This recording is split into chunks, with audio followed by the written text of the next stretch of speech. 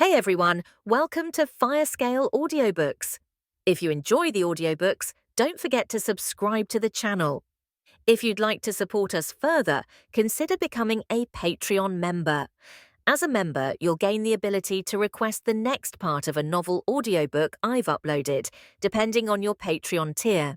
With the destruction of Lion's Den, a new chapter was opening for humans and hunters that had been playing a game of catch-up with constantly increasing dungeons. Magner and a few of the officials that watched the implosion of the dungeon firsthand were broadcasting what they were watching to someplace, and others were making phone calls.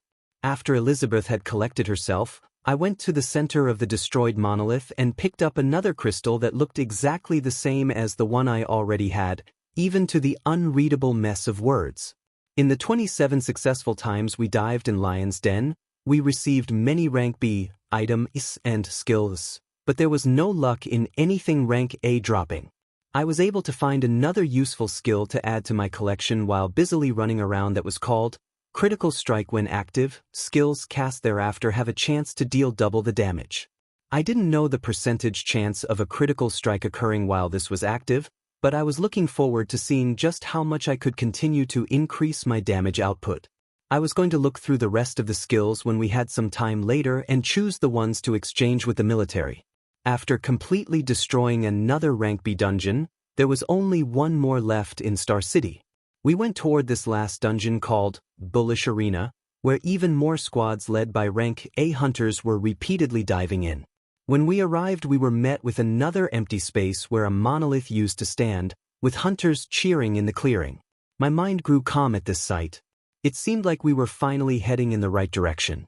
Things would get better from here. In an unknown location, a being Dr. A.P.Ed in black was overlooking multiple transparent screens that showed complex data. The being had a sharp horn protruding from the center of its head, giving its humanoid appearance an imposing look. It noticed a change on one of the screens that quickly grabbed its attention, making a motion to the underling sitting right behind the screen using a glistening three-point tipped weapon. What happened there? The aide behind the screen shot to attention and replied, "We began losing some of the major connections that were already established on Planet 90X in close succession." The sharp-horned being looked at the screen as his eyes flashed with a piercing light as he read the data on this target and asked the aide, "How many pieces do we have on standby?" There was a ruffling of some doc.u.ments before a reply came. "We currently have the optimum volume ready for the descent on the next planned target." A second passed as the sharp-horned man seemed to think, before a decisive command came out. "Divert the entire volume towards Planet 90X. A shocked expression rose on the aide's face when it heard this, and asked to make sure. "Sir, is that necessary? We will be extremely restricted in our actions towards that target should anything change in the future, and redirecting this much traffic would use a lot of essence." There was a momentary silence as the screens of data in the room fluctuated, before the commanding voice came out once again. "It is abnormal to start losing connections at this stage, and in rapid succession at that. Abnormalities have to be fully eliminated. I do not want any possibility of hope for those backward natives. Do it while also accelerating the release process." A serious nod came from the aide as they adjusted parameters and redirected the coordinates. Directions were soon passed down as pieces moved into their respective positions. At another location not too far from them, there was a huge field that held beasts of all shapes and sizes as far as the eyes could see. There was an eerie quietness at the sight of these countless beasts as multiple small crystals in the field began emanating light barriers that sectioned them off into multiple groups. In a short period of time, everything was assembled and ready to go. With a nod from the aide, the sharp-horned man crossed his legs and sat down while closing his eyes, seemingly putting in all his focus for what was about to happen. I was watching the cheerful hunters when I suddenly felt a change. Even though I was still high in the sky, it felt as if the earth was vibrating. The vibrations only increased as seconds passed and everyone caught on and looked around Themlight's novel. The earth was shaking, the air was shaking, and a strange energy filled the surroundings. An old memory resurfaced in my mind as my face began to drain of all color. This was what happened a year ago. Extreme unease began settling in as I recalled what I felt back then and what I was feeling now. It felt much stronger. The faces of hunters soon turned into despair as they saw a familiar light cover the entirety of their sight, and explosions followed right after. Boom, boom, boom. As if nails were being hammered onto a board, multiple monoliths smashed into the ground and took root. Noises and screams began to be heard as multiple impacts were felt around the city, with a huge one very near to where we are. I opened my eyes in shock to find another dungeon monolith more than 2 times bigger than the ones I had been clearing smashed down onto the area of the dungeon that the hunter squads just destroyed. Some hunters that were still standing nearby were crushed, not even getting a second to let out dying screams. The impact blasted away those that were near as the new dungeon monolith stood erect and proud. Shocks soon turned into despair when hunters got their bearings and saw the bloody sight in front of them, as well as the continuous screams that began resounding from the city. The most terrifying thing of all was the fact that the huge monolith that had just struck down was blinking red. Elizabeth had slumped down on top of the Black Eagle, her eyes showing pits of despair as she looked at the monolith ahead of us. My heart was about to lurch out of my chest as I looked at this monolith and observed the area around me. I was flying high up and had a good view of the city, but I couldn't believe what I saw. Monoliths that seemed to represent rank B dungeons had increased by more than 6, and besides this much larger monolith that appeared near us, there was another one just like it on the periphery of the city. Thoughts began to churn in my head as I didn't even know where to move to. The blinking red monolith near us began vibrating, not even giving a second of rest. I snapped out of my stupor and rushed towards the monolith with my right hand outstretched, hoping to make it in time before what was about to happen. My speed increased as I passed the hunters that were despondently looking forward on the ground as my arms neared the monolith. Boom! I was knocked back by a huge impact while I watched with shock as the monolith in front of me began to bloom like a flower. Terrifying beasts soon began to fill the surroundings as one even larger grew out. Roar! A gruttle roar resounded out as a beast shining in white fur popped out. It had the general outline of a gorilla, yet its size defied normal conventions. Its piercing eyes opened and looked around as its mouth curled upwards and sharp teeth could be seen. There were hundreds of beasts all around that looked toward this white gorilla that held a devilish smile on its face. Its smart eyes darted around as it looked at the hunters surrounded by beasts and roared out once more. This roar acted like a signal as the beasts jumped to the nearest hunter they could find. My eyes felt like they were seeing blood as I found my body to already be rushing towards the huge titan. Its dark eyes met mine, and its figure soon disappeared from the ground. Danger sense began ringing as I turned my direction to the sky, only to be met with the newly appeared titan smashing its huge palm towards me. Pa! It felt like I couldn't breathe as my figure was forced down to the ground like a missile. Boom! The impact stole the air from my lungs as I felt multiple parts of my body ache in excruciating pain. I had no time to think as I saw the gorilla now diving down with a fist outstretched. My body was covered in a golden glow as I cast Guardian's Light and pulled away from the deep pit, the fist smashing down, missing me by a second. I wasted no time as I retaliated, casting Frigid Impermanence multiple times towards the huge beast. It seemed to instinctively evade the 5-meter cold blasts as the first 2 hit air, with only the third catching it while it was dodging and making contact. It called out with a furious expression as its left hand had deep red gashes with a blue freezing flame dancing on it. Fury took control of me as I kept on hearing the screams around me as more and more Frigid Impermanence was cast towards the huge gorilla. It was able to evade less and less after the first hit, the cold flames permeating in its bones as more of the skills smashed onto its body. The fur and skin that seemed to provide it tremendous defense were tattered and bleeding, its smiling expression completely gone as it looked at me in fear. My only response was more freezing blasts that smashed its body further down into the ground.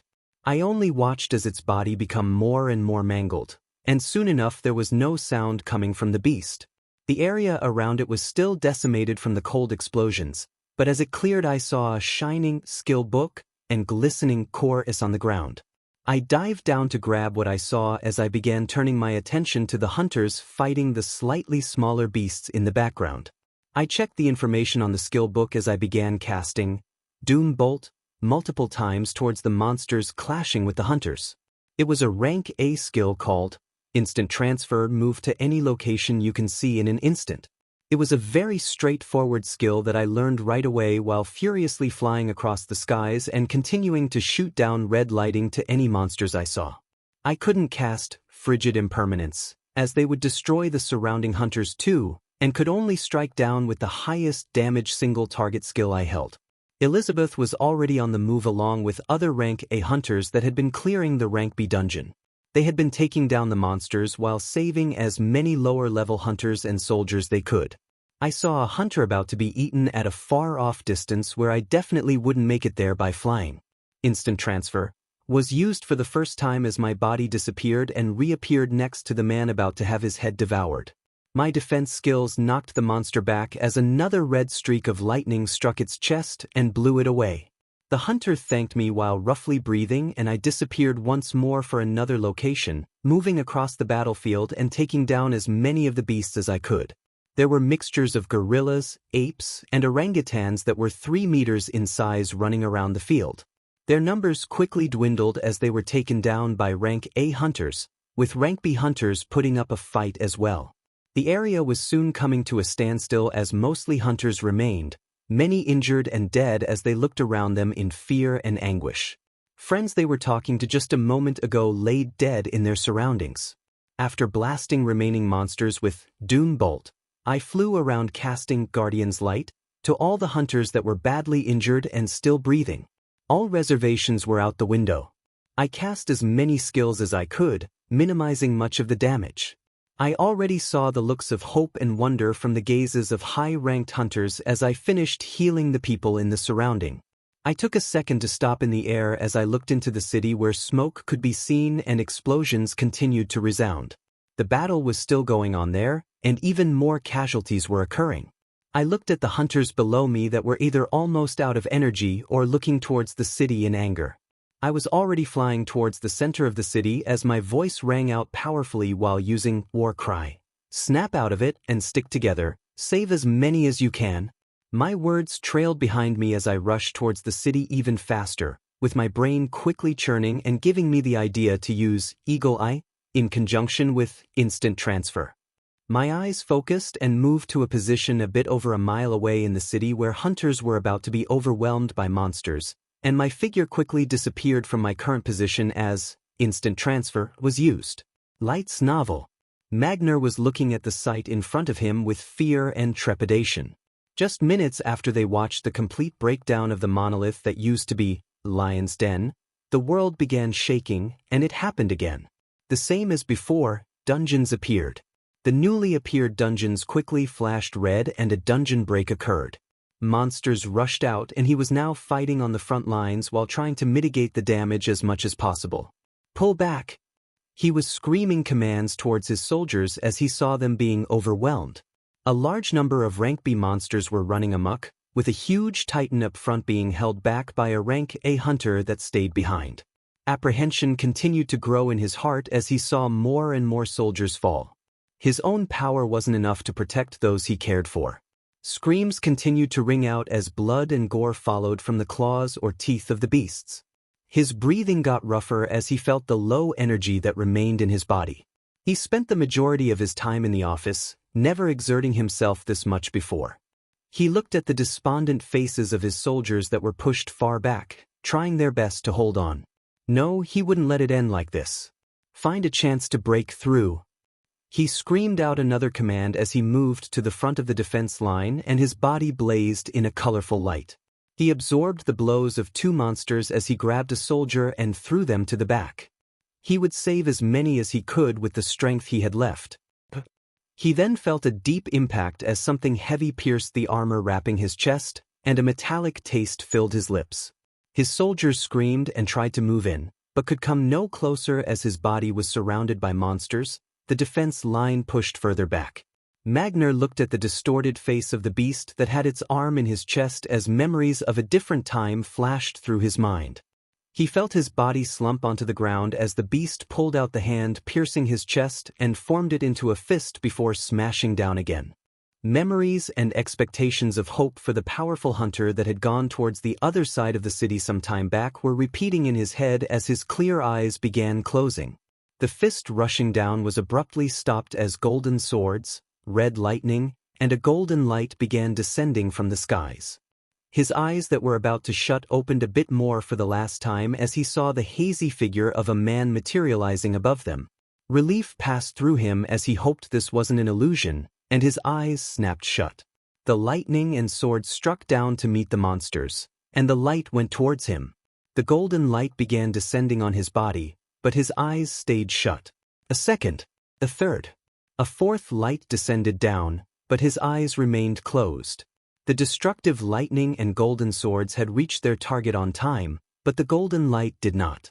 A frenzied howl rang out in the surrounding as more golden swords and lightning flew at the bounteous groups of monsters that still surrounded the hunters in the capital of the Blessed Empire.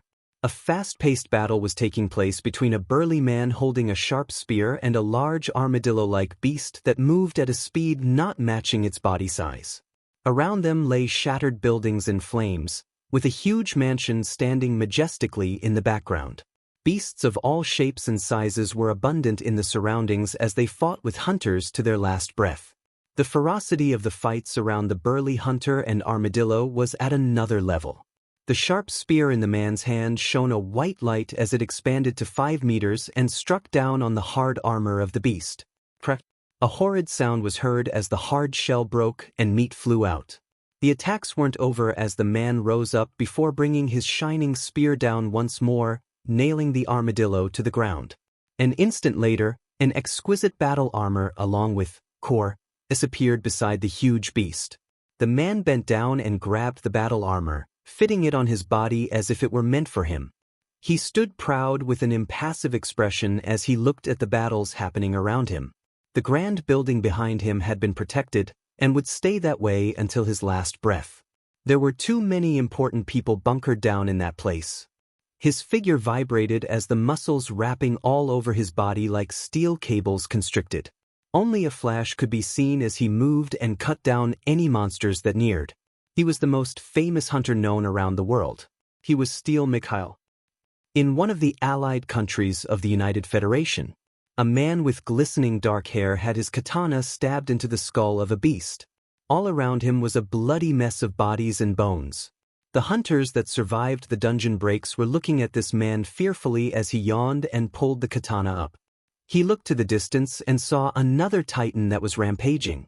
A dark light shone from his body as he suddenly began to grow larger, until reaching 5 meters in height. He pushed on the ground with a disinterested expression as he flew towards the titan with the katana in hand. His large figure was wrapped in the dark light as it streaked across the sky. This was the most powerful rank A hunter in all the countries of the United Federation, the Dark Sword, Kazuhiko. Rage was bubbling throughout every inch of my body as Doom Bolt of this end, Smite S continued to be repeatedly cast. Light upon light of my greatest rank, a healing skill went down towards the body of a person I had grown familiar with these past few days, and yet nothing changed.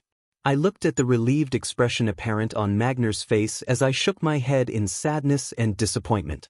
Just a second longer and I rose up with complex feelings as the soldiers that were freed from the beast's relentless attacks circled Magner's body. There was sorrow in the air as people collected themselves, but I didn't have the time to stay. I tried to put the matter behind me for now and keep on moving. Even seconds were precious, and I couldn't waste them wallowing. There were many more scenes in the city repeating just like this. My body disappeared from this location and I continued scouring throughout the city, helping other hunters that were about to be overwhelmed and saving as many normal humans as I could. With the advent of explosions and destruction, most people had stayed in their buildings or gone underground to fearfully hide, hoping all the monsters would be gone when they came out. Some were lucky, others were killed as buildings collapsed from the Beast's Light's novel. Because many of the monoliths that appeared and had dungeon breaks were rank B, their bosses weren't too much of a hassle for me to take down.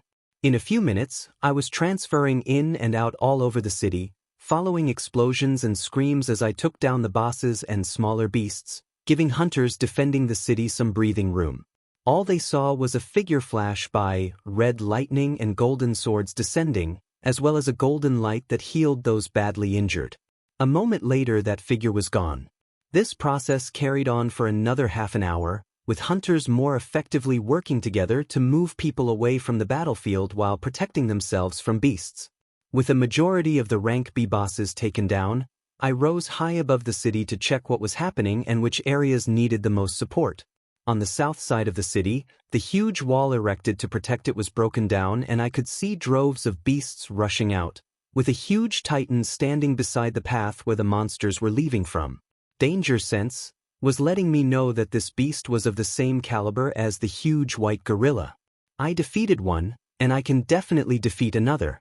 My mind was still blazing with anger as I continued to use instant transfer with eagle eyes and moved closer and closer to where the monsters were leaving the city. Sharp eyes seemed to have noticed me as the titan looked up and their body grew to become even larger. It had the shape of something that had long gone extinct and could only be learned about in history. It had large strong legs and tiny arms that were still multiple times bigger than me, while boasting a gargantuan head that held rows of sharp teeth. It seemed to resemble very closely the archaic Tyrannosaurus rex. An intelligent light flashed through its eyes as its large legs acted like a spring, pushing it off the ground and its open jaws nearing me in an instant. Instant transfer was quickly cast as I escaped before the jaws could snap down. I reappeared where its body used to be as I began spamming frigid impermanence. The large body wasn't able to dodge in the air, and 2 blasts hit it before it reached the ground.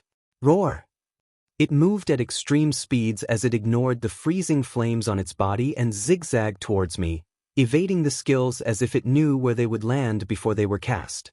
The moment it neared me again, I disappeared into the sky, its terrifying teeth biting nothing but air. It let out another frustrated roar as it didn't jump this time around, its large jaws opening as a red light began to condense and palpitate in the center of its mouth. OFUCKU. I didn't let it complete its skill as another cold blast smashed onto its face, interrupting whatever it was trying to do and causing a huge explosion. The beasts that continued to leave through the broken wall in the city were not looking back, as if they were possessed or heeding a command. The huge Tyrannosaurus rex had its gigantic head mangled, a few of its teeth shattered on the ground. It would get no respite from me as Doom Boltus and Frigid Impermanence smashed onto its injured body. Each strike of red lighting left deep gashes and each explosive cold blast left freezing flames with entire areas of its body missing. Its tremendous life force could not continue supporting it as it slumped down and was finally killed. Chorus and another rank A skill book dropped, the skill being Infernal Purge. Searing flames descend from the skies in an area of 5 meters. I learned the skill without a thought and looked to the monsters completely ignoring me and rushing out of the city. There was much less noise and explosions as hunters continued to bring order to the city with the deaths of the titans, the only beasts roaming free being stranglers left behind. I tested Infernal Purge for the first time towards the tens of monsters still rushing out the city. Dark red flames manifested in the skies and rushed down, melting anything they came in contact with. I didn't care who was commanding the monsters to leave the city, I would just kill as many as I could. I floated in the middle of the broken wall leading to the desolate barrens that the monsters continued to rush to. Infernal Purge and Frigid Impermanence continued to fall onto them, but not a single one turned around to face me as they escaped with all their might. Things began settling down until only 1 or 2 could be observed running here and there, with most of them already deep in the barrens. I couldn't leave the city now as I didn't know what else would occur, and there were still rank B dungeons that were red and nearing another dungeon break. Movements could be heard behind me as hunters began appearing, the first one being Elizabeth. She stood on her injured eagle that was licking the wounds all over its body as she looked at me with a complicated expression. Elizabeth approached from behind as she said, "The city is gradually being stabilized, with some teams already clearing the dungeons in the high-risk category that haven't had a dungeon break." She was looking at me differently and speaking in a much more reserved tone than usual. I nodded as she continued, "We're trying to get in contact with other cities of the Empire, but we don't have an estimate of deaths and which cities are still standing." She held back the pain as she said this, And I thought about her new tone towards me and the looks I had been receiving. Ever since I had begun moving around the city destroying the monsters relentlessly, people began looking at me differently. This was even more so for the rank A hunters and higher-ups that saw my power firsthand when I handled the Titan and its minions from the rank A dungeon break. I took the change with a calm mind as there were too many things to think about for me to worry about what other people were thinking. We waited at the portion of the destroyed wall until more hunters came and were stationed to rebuild and protect the hole leading out into the barrens, and we went back into the city. In the military sector, there was significant damage done to many areas, but there was still functionality as people in their respective positions got things going again. I knew nothing besides being a hunter, so I continued to fly over the city while using eagle eyes to catch anything I missed. 4 rank B dungeon monoliths were now in the city, with 2 in the high-risk category shining red and 2 shining orange. There were already teams set up and clearing the 2 that were high-risk, but they were still red. I thought for a bit and chose to quickly clear them a few times so that another dungeon break doesn't occur if the clear rate was too slow. In the next 2 hours, I dived into each of the 2 high-risk category dungeons 3 times before their color changed to light orange, gaining more cores and skills. Nothing disastrous had happened while I was going in and out of the dungeon. Once there were no dungeons that would have any immediate dungeon breaks, I went back to the military sector where there would be a debriefing. I ignored the thankful and reverent looks from the soldiers and hunters that I had either healed or saved and went into a huge conference room, finding the only open seat at the front center of the room, with everyone else waiting. I sighed and sat down as the debriefing began. The discussion was somber this time around. We had lost much of the connections with surrounding cities and were not able to get in touch even with Blessed City. The consensus was that this occurred throughout the world, and we didn't know the extent of the damage yet. But one thing was clear, there were now many more monsters roaming the desolate barrens. Light's novel. It would be much more dangerous to pass through from one city to another, with not much hope for the people stationed on guard posts along the roads leading to and from the cities. The next step was what we would do from here. When we got to this point, the room quieted and many people turned in my direction. This was what I was thinking about how to deal with before coming here. In the cities, those who held the most power would be the ones in high positions and have a large influence on the direction and lives of all the people living in it. Currently, they had seen with their own eyes that I was the strongest, and by a large gap at that, so more influence was pushed onto me. I knew my strengths and weaknesses though, and leading people was not something I was confident in. I thought for a bit and said, all I can do is hunt down the beasts, so I will rely on the help and ideas from everyone else on matters I am not knowledgeable on. The hunters in the conference room nodded as they waited for my opinion about what we would do from now on. I continued, the first thing is information. We need to find out which cities are still with us, and which cities still need a helping hand that haven't already been overwhelmed. The officials in the room nodded as they began moving around busily. The issues after that were logistics about the city, its people, food and water, and many more things I didn't know or have an ounce of knowledge on that I left to the relevant departments to take care of. After the direction was decided and the officials began to act, I went towards the melancholic Elizabeth who was standing in the corner of the conference room. I looked at the sight of this person that I didn't know how to feel about and said, "Are you doing all right?" She looked at me and put a smile on her face as she replied, "Yeah. I just thought we were close to being done, but it looks like things are just beginning." I looked at the tired woman that seemed to be trying her best. She had lost another friend today, someone she knew much longer than I did. Magner's face flashed in my thoughts as I observed the sad expression on her face and replied, "Get some rest, it'll be a new day tomorrow." She nodded her head as she looked around the room and went towards the living quarters. No other thoughts passed through my mind as I went out of the building and flew to the skies of the city once more. I looked to the destroyed buildings and people that were moving about and mourning for the losses of those they knew. My thoughts moved to something I didn't want to imagine right now, which was the people of Outer Bank X. With the highest ranker there being rank B, I shuddered as I thought at the possible number of deaths that had occurred there and in other similar cities. I continued to fly higher and higher up until the buildings seemed tiny and the outline of the city could be viewed fully by me. I would wait for the information to come out after what remains of the military acts to move their drones and other things to obtain intel, but I could still move myself and be ready for whatever might occur. The immediate surrounding of the city's walls were clear, and I couldn't see much else in the darkness this high up even with eagle eyes. But I instinctively felt that there was something in that darkness.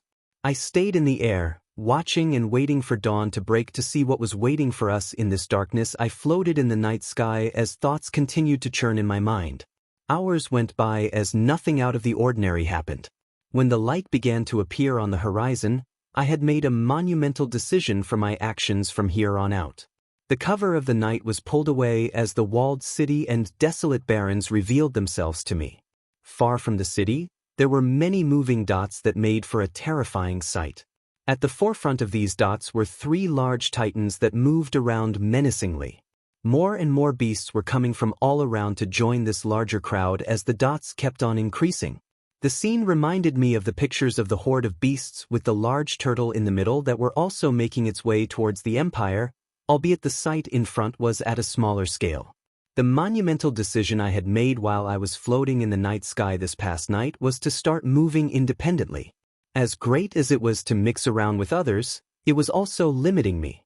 I was planning on going all over the Empire to clear out the dungeons and beasts that have popped out, before going ahead and facing the incoming horde of enemies after. This was me moving faster. I would start with the collection of beasts amassing themselves around this city first. My eyes were on the 3 moving titans whose figures became even clearer with the sun breaking through the horizon. One was a large bear with claws drenched in black. Another was an Arctic fox with white flowing fur, and the last was a white panda hoisting a sizable tree trunk on its back. I began acting while staying in the skies, starting off with multiple casts of Infernal Purge. The dark red flames that were terrifyingly hot rushed down towards the gathering of beasts below. Elizabeth was watching an alarming image of collections of monsters outside the city. What alarmed her the most was the droves of flames that were now falling down and burning everything on sight. She had not been able to get a wink of sleep last night, and she doubted anyone would have. They had received signals about the gathering of beasts outside the city a few hours ago and were already moving the tired hunters to fight as soon as dawn broke. She came to the forefront at the destroyed portion of the wall, only for the sight in front of her to present itself. The dark flames were the first thing she saw. When she looked to where they were coming from, she saw the hazy figure of a man she soon recognized in the sky. Her mind was much calmer as she saw this, and she thought about the incomprehensible power that Noah seemed to have. She had thought he was a better than average rank A and chose to let loose with him for a night just to forget about the grimness she had been dealing with all this while. It was a great time, but she felt like she really couldn't approach this man that same way again. He just seemed too strong and intimidating currently, becoming a different person overnight. She also knew herself, and she didn't think she was the type of woman that deserved someone like him. Looking at the destruction he was bringing down on beasts that they would have to spend hours fighting, she knew someone like him wouldn't stay in one place for too long. A person of his caliber deserved somebody that wasn't damaged and was meant for much greater things. A sad expression passed by her face as she depreciatingly thought about this. She thought of the attack yesterday as she watched the monsters outside the city howl as flames kept on falling onto them and melting their ranks clean through. That attack had occurred the moment they began destroying dungeons. Anger rose in her as she thought about this.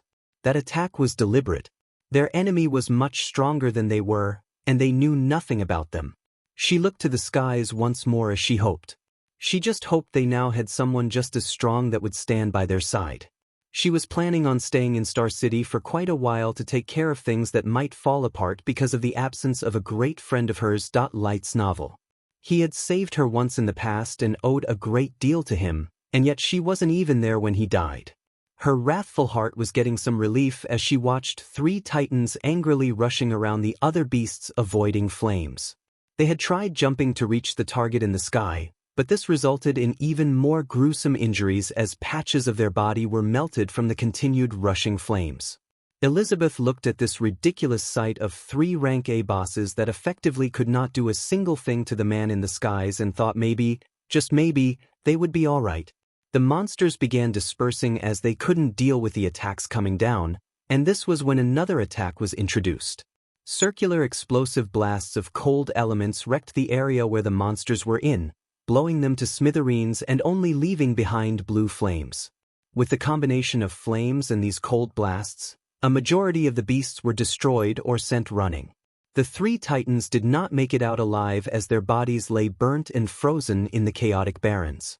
She, along with the other hunters placed on the broken walls, looked up to the figure in the sky in reverence and fear. He hadn't come down even once, but the horde of beasts lay dead around him. After watching the unbelievable show of the decimation of beasts, hope rose in the hearts of many as they looked to the future. Communications were properly established, and they were able to get a better grasp of the situation around them. The Empire's capital was damaged, but still standing because of the strength of Steel Mikhail. Other cities that had rank A hunters and a multitude of rank Bs were able to bring things under control, but the deaths were in the millions for many cities, with others completely destroyed. News from the United Federation was just as grim, with some countries destroyed and others turning lawless. People from all sides were living in fear as this scene from some time ago repeated itself. Something even more disastrous was a new threat that had just appeared. Besides the large horde of beasts coming towards the Empire, another had formed and was targeting the United Federation. This horde had something that made many people tremble in fear. It was a mythical beast they hadn't seen before, a dragon. News from those that saw this beast and were still alive said it had come out of a monolith larger than any of the currently docked ones, and that it spelled destruction for the entire world. When the images were first seen, the officials did not want to believe it. The dragon was not carrying out indiscriminate destruction, but occupied a few countries and declared himself king. Any hunters that dared to defy him would be killed without question. Something even more startling was that this was the first beast that was able to communicate with the humans, making commands and reformations that the occupied countries had to follow. This threat was something they did not know how they could possibly deal with. Leaders were panicking with no options in sight as at this sudden development. Were their lands about to be taken over by foreign invaders? Amidst all of this, a new hero was rising above the destruction to bring a semblance of hope towards the people. Because of him, one particular city in the Empire faced the lowest number of casualties. He was a versatile mage that fought in the front lines, tirelessly casting skill after skill with boundless energy. He was the peak rank A hunter known as Osmont. I observed the burning lands beneath me as the screams of beasts rang out. Whatever plans the three titans had to besiege the city were out of the window as every beast in their ranks fell, and eventually they themselves met their end. My defenses were a notch below these rank A bosses, as can be seen by how the first one I took down yesterday broke a few bones with a slap. My offensive skills could not be matched though, as the damage of rank A skills that were further boosted by support skills ravaged their defenses after just one attack. I floated down to the burning ground to pick up the core. Similar to yesterday, many of them were rank A cores as the beasts came from a rank A dungeon break. I left lower-level cores aside when I was flying through the city yesterday, only grabbing and absorbing the higher-ranked ones when I stood guard in the sky the last few hours. With the death of many beasts here, as well as the large piles of cores I could see besides the 3 dead titans, I should be able to absorb enough until I reach the cap of 300 for my attributes. With the skills that provided additional attributes, mine had already broken through to the next rank after it. What was this rank?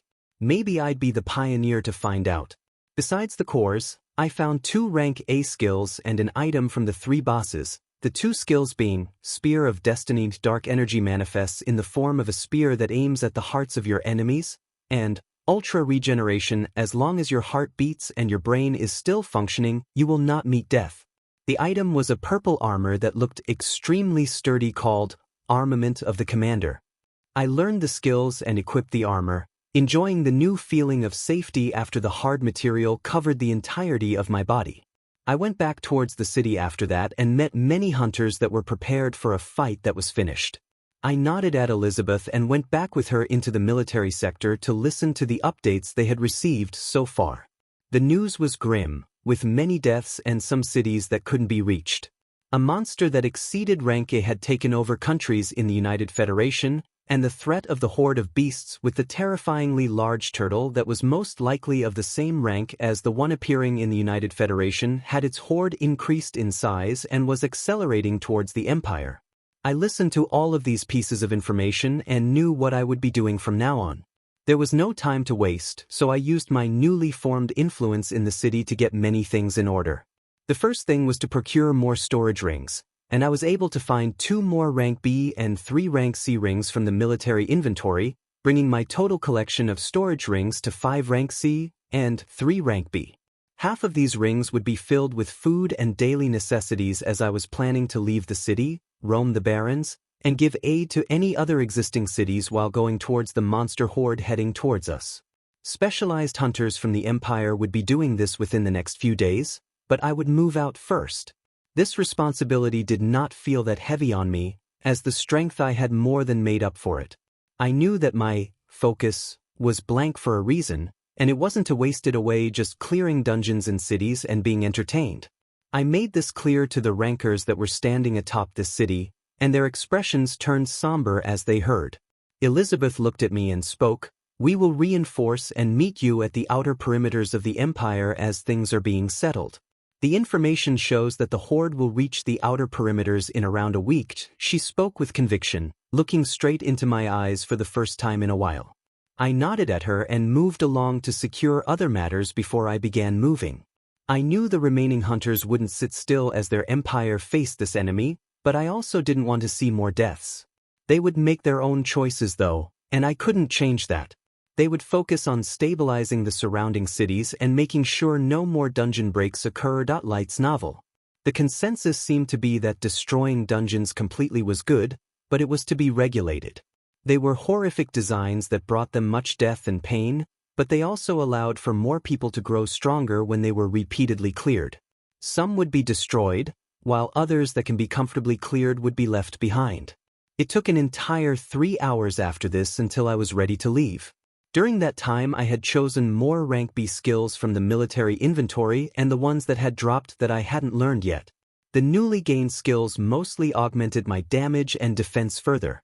They were greater flame penetration, burning soul, and elementalist, that respectively reduced the flame resistance of enemies, seared their core with flames and caused more damage when using element-based skills. Hard body, diamond skin, and elemental mirror all boosted my defenses even further, making my body seem out of this world with the colors and textures if I had not been keeping active skills like stealth and shadow veil that hid all the iridescent colors and effects. The remaining time was spent stuffing the storage rings with all sorts of meals that I had prepared, from the steaks I liked to non-perishable foods that could last me more than 2 weeks. After that was the somber military burial for the death of many soldiers and vice admirals across the city that put their lives on the line. One particular soldier being honored was Vice Admiral Magner, his death causing a large gap that would not be filled anytime soon. Once all of this was done and I was ready to go, I was met with a row of soldiers and hunters sending me off. I would meet them all again soon enough when they begin moving towards the beast horde, and didn't know who would be lucky to come out alive from that fight. Elizabeth stood at the forefront while I flew away, only telling me to be safe and wait for them before facing off against the enemy. I couldn't begin to understand what she was thinking, and I myself didn't have the luxury of getting emotionally sidetracked right now. Who knows, maybe after everything was over I would put in the time. I flew away from Star City and went towards the desolate barrens where monsters roamed free. Dungeons didn't only appear in cities, and they would be all over the land. The ones appearing outside of cities would have dungeon breaks and allow monsters to roam free. There were specialized hunter squads made to regularly hunt down monsters in the barrens before they made their way to the walled-off cities. I would be acting as a one-man squad this time around and take down anything I come across. The ultimate goal at the end of this journey was the death and loot from the ridiculously huge turtle in the middle of hundreds of thousands of beasts. All I had with me were rank A skills that were boosted multiple times with support skills being kept active at all times. Would they be enough to take down something a level higher? Hunters all over the Empire were bracing themselves for a fight that determined their future. A horde of beasts was on their way, and admirals scrambled to get their regiments in order after the latest attack that left many dead and injured. Enough hunters had to be moved to face the oncoming threat while also leaving enough behind to clear the newly appeared dungeons around the cities. There were enemies all around with not enough people on hand. Higher-ups of the Empire had slightly less despondent thoughts as intel regarding a particularly powerful hunter made its way to the top. The hunter had faced crowds of monsters that were about to besiege Star City and took them all down single-handedly. With the addition of top hunters like Steel Mikhail, they felt like they could still come out of this predicament in one piece. Commands were quickly given as pieces began being moved. They were tired and fearful, but they would not give in. They would fight until their last breath if they had to. Cities gradually became stabilized as hunters began moving to the periphery of the Empire to meet the coming enemy. The United Federation was in a dire state after the recent attacks. 3 of its countries had already fallen into the hands of a powerful black dragon that killed anyone that defied it. The terror of this dragon was just beginning as it began making movements. It had many underlings beneath it that looked like a mixture of humans and lizards, as well as smaller reptiles that looked similar to it but had no wings. The black dragon's first movement made many despair, as it commanded the human hunters that healed under its strength to form into a force that attacked the surrounding countries. It had many beasts under its command to use, but it was mostly using humans to fight other humans for its dominion. Scenes of hunters facing each other in battles had already started, causing a sense of defeat from any parties that came out alive in these battles. Both were fighting to defend the lives of the people in their countries, with one side trying to protect the millions that were already subjugated under the Black Dragon's forces. Any dissent from them could cause the death of millions of people with just a word from the terrible beast. Leaders in the Blessed Empire were observing this situation while providing support to the United Federation for the first time in a while. Resources were spread thin as hunters had to be sent towards an impending horde to the south, others to remain to protect the Empire itself, and some to be sent towards the United Federation. If the countries there all fell under the command of the Black Dragon, the Empire would be next. The Dark Sword, Kazuhiko, was feeling a different emotion for the first time in a while. It wasn't the usual apathy and disinterest that he felt even after the apocalypse occurred. He had naturally awakened and risen to become the most powerful hunter of the United Federation as time passed. He had cleared dungeons, faced rank titans, and done everything his teenage mind had ever dreamed of. But he was quickly bored again. Even after dungeons appeared en masse again, the rank A bosses from the dungeon breaks quickly fell under his sword. But now, something different was occurring. His blood boiled as he saw the images of the huge black dragon that was making its way to the center of the United Federation. He felt like this huge beast would be a sufficient opponent for him, but he also knew his limitations. Even though he was a battle junkie, he still wanted to keep his life. The beast they were going against was a rank above his, with thousands of beasts surrounding it. This was why he was leading the hunters of the Federation that would be standing against the Black Dragon and his Force Lights novel. He looked down on the humans that submitted to the beast's power. Where was their pride for them to stand down so easily? A man should fight to their last breath. Even if the entire team he was leading was to be overpowered, he would not submit under the rule of beasts. He didn't want that possibility though, as he wanted to live longer and fight many more grand battles, so he was waiting. He waited for the hunters around the nation to gather and band together. He waited for the reinforcements from the neighboring empire. He waited for all the pieces to be moved in place before he faced off against the huge beast and its army. His heart was pounding as he stared at the image of the dragon. He couldn't wait for the battle to start. Steel Mikhail laid his trusted spear down as he absorbed the information he was receiving. Their blessed empire had born another powerful hunter called Noah Osmont.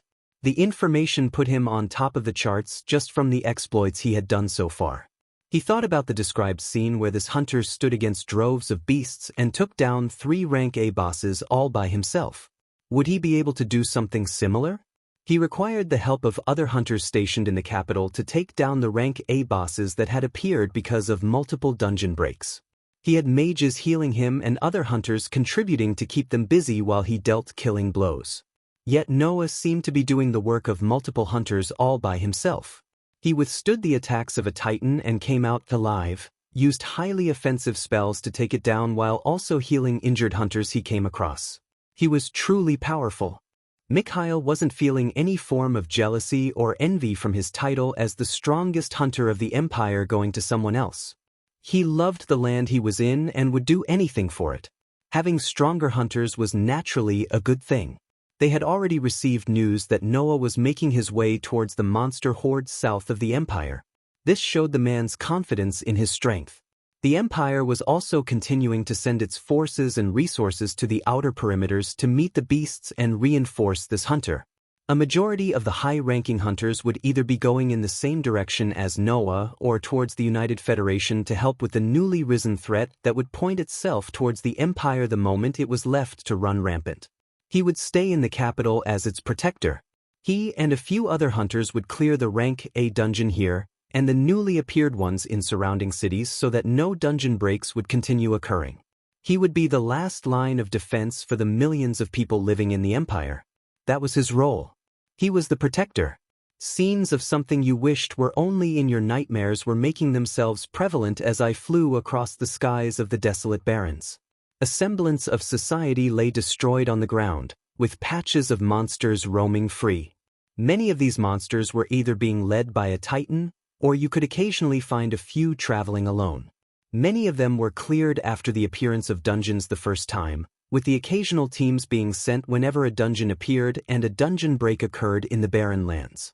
After the stabilization of the cities, more hunting squads that handled these monsters would have to be sent out so that they don't form into larger groups and begin targeting the walled-off cities. I had passed by 2 cities so far, cities that I had seen while driving to Star City not too long ago. Their serene atmosphere was broken as you could see destroyed buildings and smoke, but they were still standing. There were significantly more casualties in other cities that were not lucky enough to have strong hunters stationed. I was forcing myself to not prioritize a city that I couldn't keep out of my mind, as there were more cities near me where I could save more people in time. I would move at the fastest pace towards the place I awakened in, Outer Bank X. The 2 cities I passed were still trying to clear any monsters running around inside, with a few patches of monsters slowly getting together outside the city walls. I began with the inside of the cities and sniped the monsters with Doom Bolt. Hunters would be chasing the beasts only to see of a flash of lightning and a charred corpse right after, looking to the skies to see my figure flashing away with instant transfer to my next target. When I was met with any titans grouping monsters together, I cast Spear of Destiny towards them. A dark, palpitating spear more than twice my size would form and strike down towards these large beasts, nailing them to the ground. Rank B bosses required 2 or 3 hits of this spear that always aimed at their chest before a bloody hole appeared, where their hearts used to be ruptured. Rank A bosses required well over multiple casts of Spear of Destiny, as they instinctively felt the deadly spear's headings towards them and either tried to evade or block. After their arms became a mess of flesh and bones and their mobility was reduced, the dark spears dug through the tight chest muscles until they reached their hearts. I only came across 2 other rank A bosses, adding to my collection another rank A skill and item. The skill was Arc Lightning, a terrifying lightning that chains onto other nearby enemies strikes down, and the item was Fairy's Wings. This was the first item I found that wasn't a generic armor or weapon, but its effectiveness was low when it came to me. When equipped, it looked like white glowing wings of light spread out from my back. The wings allowed you to float as long as mana was supplied, and having them on increased your maneuverability and speed in the air. I didn't need the floating function because of flight, but I would have them on for the boost they provide while I was flying. My speed became even faster, allowing me to reach the 3rd city today before night fell. This city was even more desolate than the last 2, with a majority of it in ruins and hunters still holding off monsters. I tried Arc Lightning for the first time here and watched a streak of blue lightning pierce into one monster, and then it continued flying and chaining towards multiple others. In larger groups of monsters, the skill was able to chain more than 8 times to take down multiple beasts. I flew around the city and cast Guardian's Light towards the injured. My figure that was flying through the skies releasing golden lights while having glowing wings outstretched behind only made me stand out even more. The city and its surrounding area was cleared of monsters in no time, and I chose to spend the night here as I realized I couldn't hunt effectively at night with the low visibility. When I took the journey to Star City last time, it had taken us the entire day from Outer Bank X to get there. Yet now, I was only halfway through to Outer Bank X as I worked to take down groups of monsters and aid the struggling cities I came across. At the same time, I was clearing any dungeons that were high risk so that another dungeon break didn't occur. After seeing the state of most hunters in the city, I also gave out the many rank B skill books, items, and cores I didn't have need of to raise multiple rank B hunters in the past 3 cities that could effectively handle the new dungeons that arose Light's novel. I would reach Outer Bank X tomorrow, but my head was aching from what I might see when I get there. More than a day had passed since dungeons appeared en masse again. If a city was faced with strong monsters, its outcome would already be decided by now.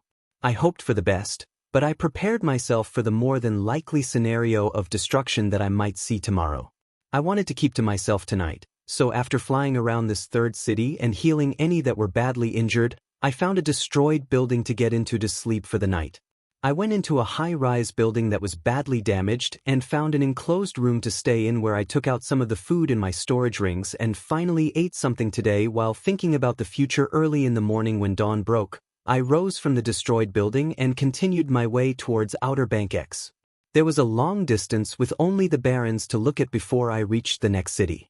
The clusters of monsters were becoming more frequent as I went further out of the Empire, leaving me with a heavy heart as more of my conjectures were turning out to be true.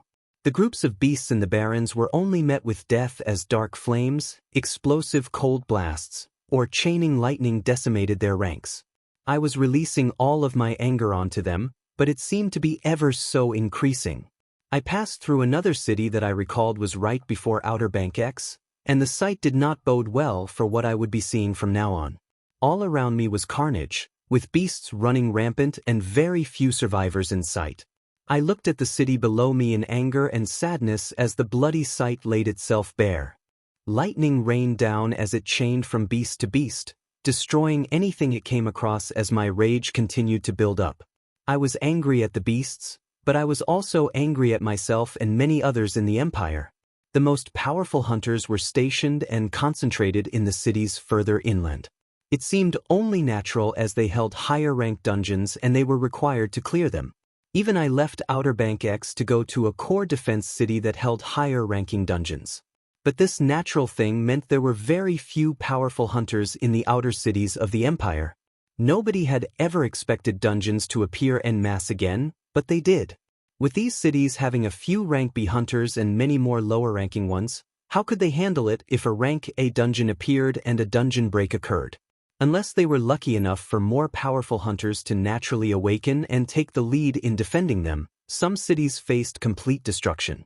Similar to the first advent of the apocalypse, many deaths will occur throughout the world until those truly powerful begin to fully mobilize. The only sliver of hope was people hiding in underground bunkers as the monsters roamed above them, only left to wait for a chance of survival.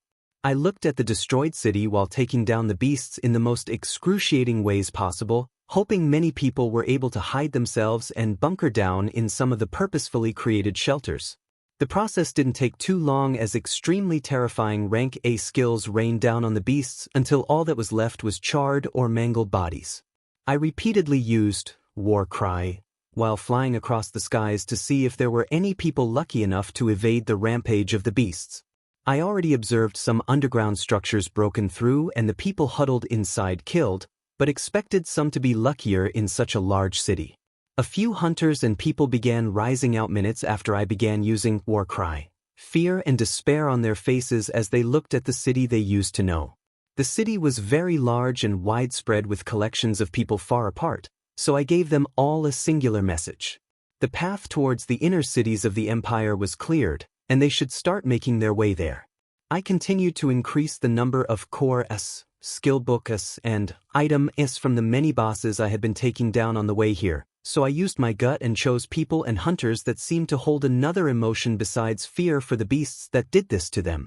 I looked for any people with rage on their faces and handed out many of the cores, skills, and items that were useless to me. This would strengthen them and make them strive to do even more. I spent a few hours in this city, trying to quickly wrap up the rescue and strengthen process so I could head towards Outer Bank X. I flew with apprehension towards the old city I used to live in, as I knew I would be subjected to a similar scene. I reached the broken walls of Outer Bank X after another hour of killing groups of beasts roaming the barrens, and even though I was prepared for the scenes of destruction, I still felt a pain in my chest. Similar to the city before, monsters roamed free with many people brutally dead across the city. My heart felt the growing rage that I had nowhere to aim to besides the mindless beasts that continued their destruction. I wanted to find those responsible for this. I wanted to find the enemy that continued to play with us and the lives of billions. But they were nowhere to be found, only mindless beasts continuing their destruction. I repeated what I did in the previous city with a heavy heart as the monsters fell to a variety of my destructive skills as I looked for any survivors in the city.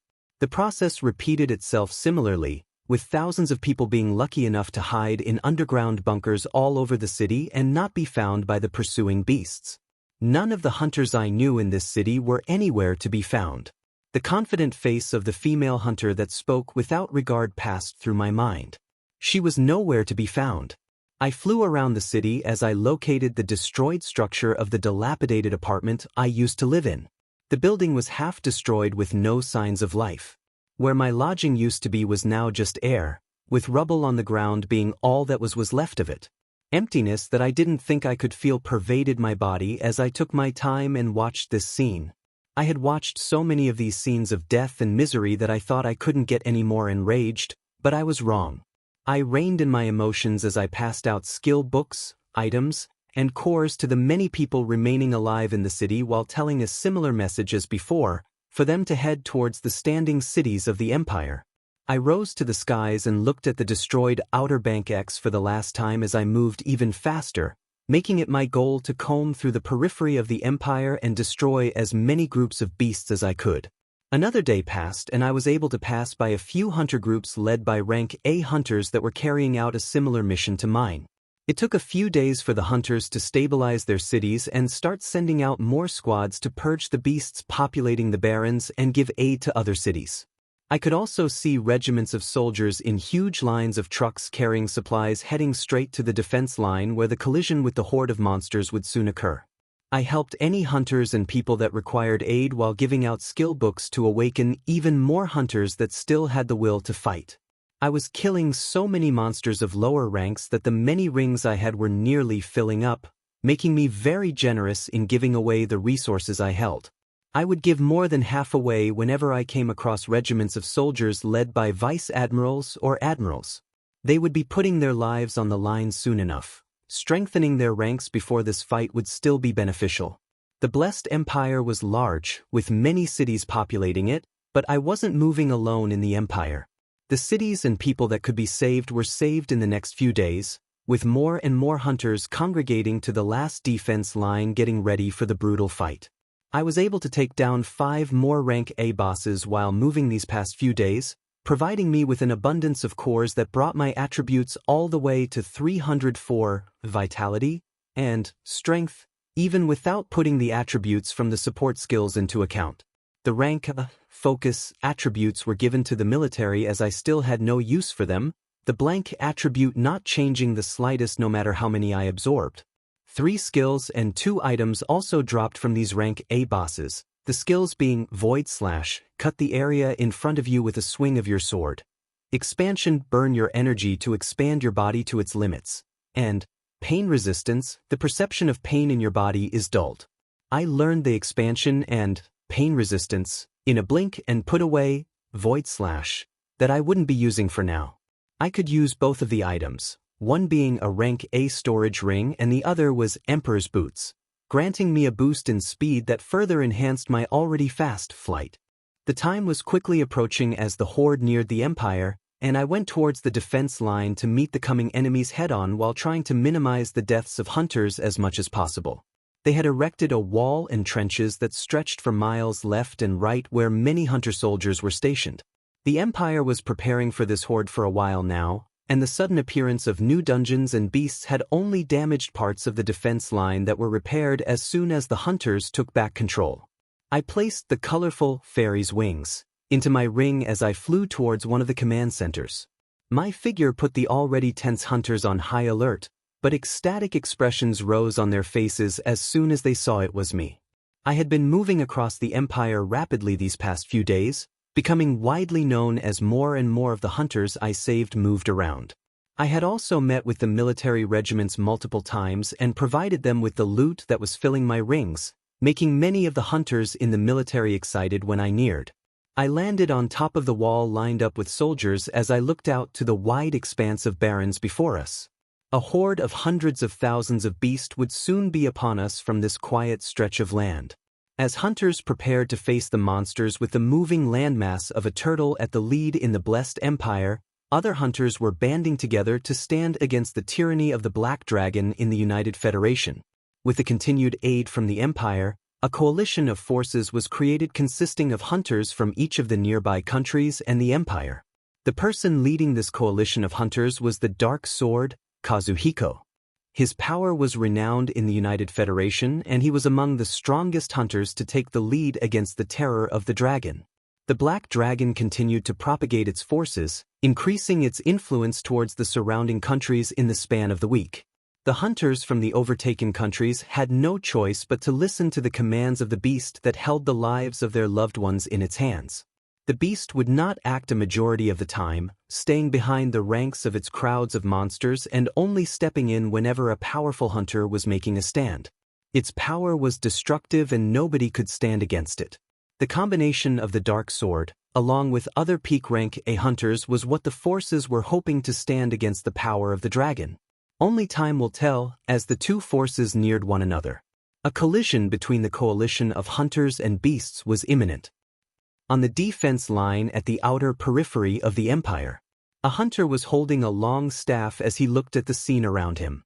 To his left and right were rows of hunters holding mage staffs similar to his, and even more holding exquisite bows in their hands. Below him were even more hunters holding a variety of shields, swords, and other close combat weapons. They were ready to put their lives on the line for the beasts that were coming. His hand that was holding the staff was trembling as he began to feel the ground beneath him to do the same.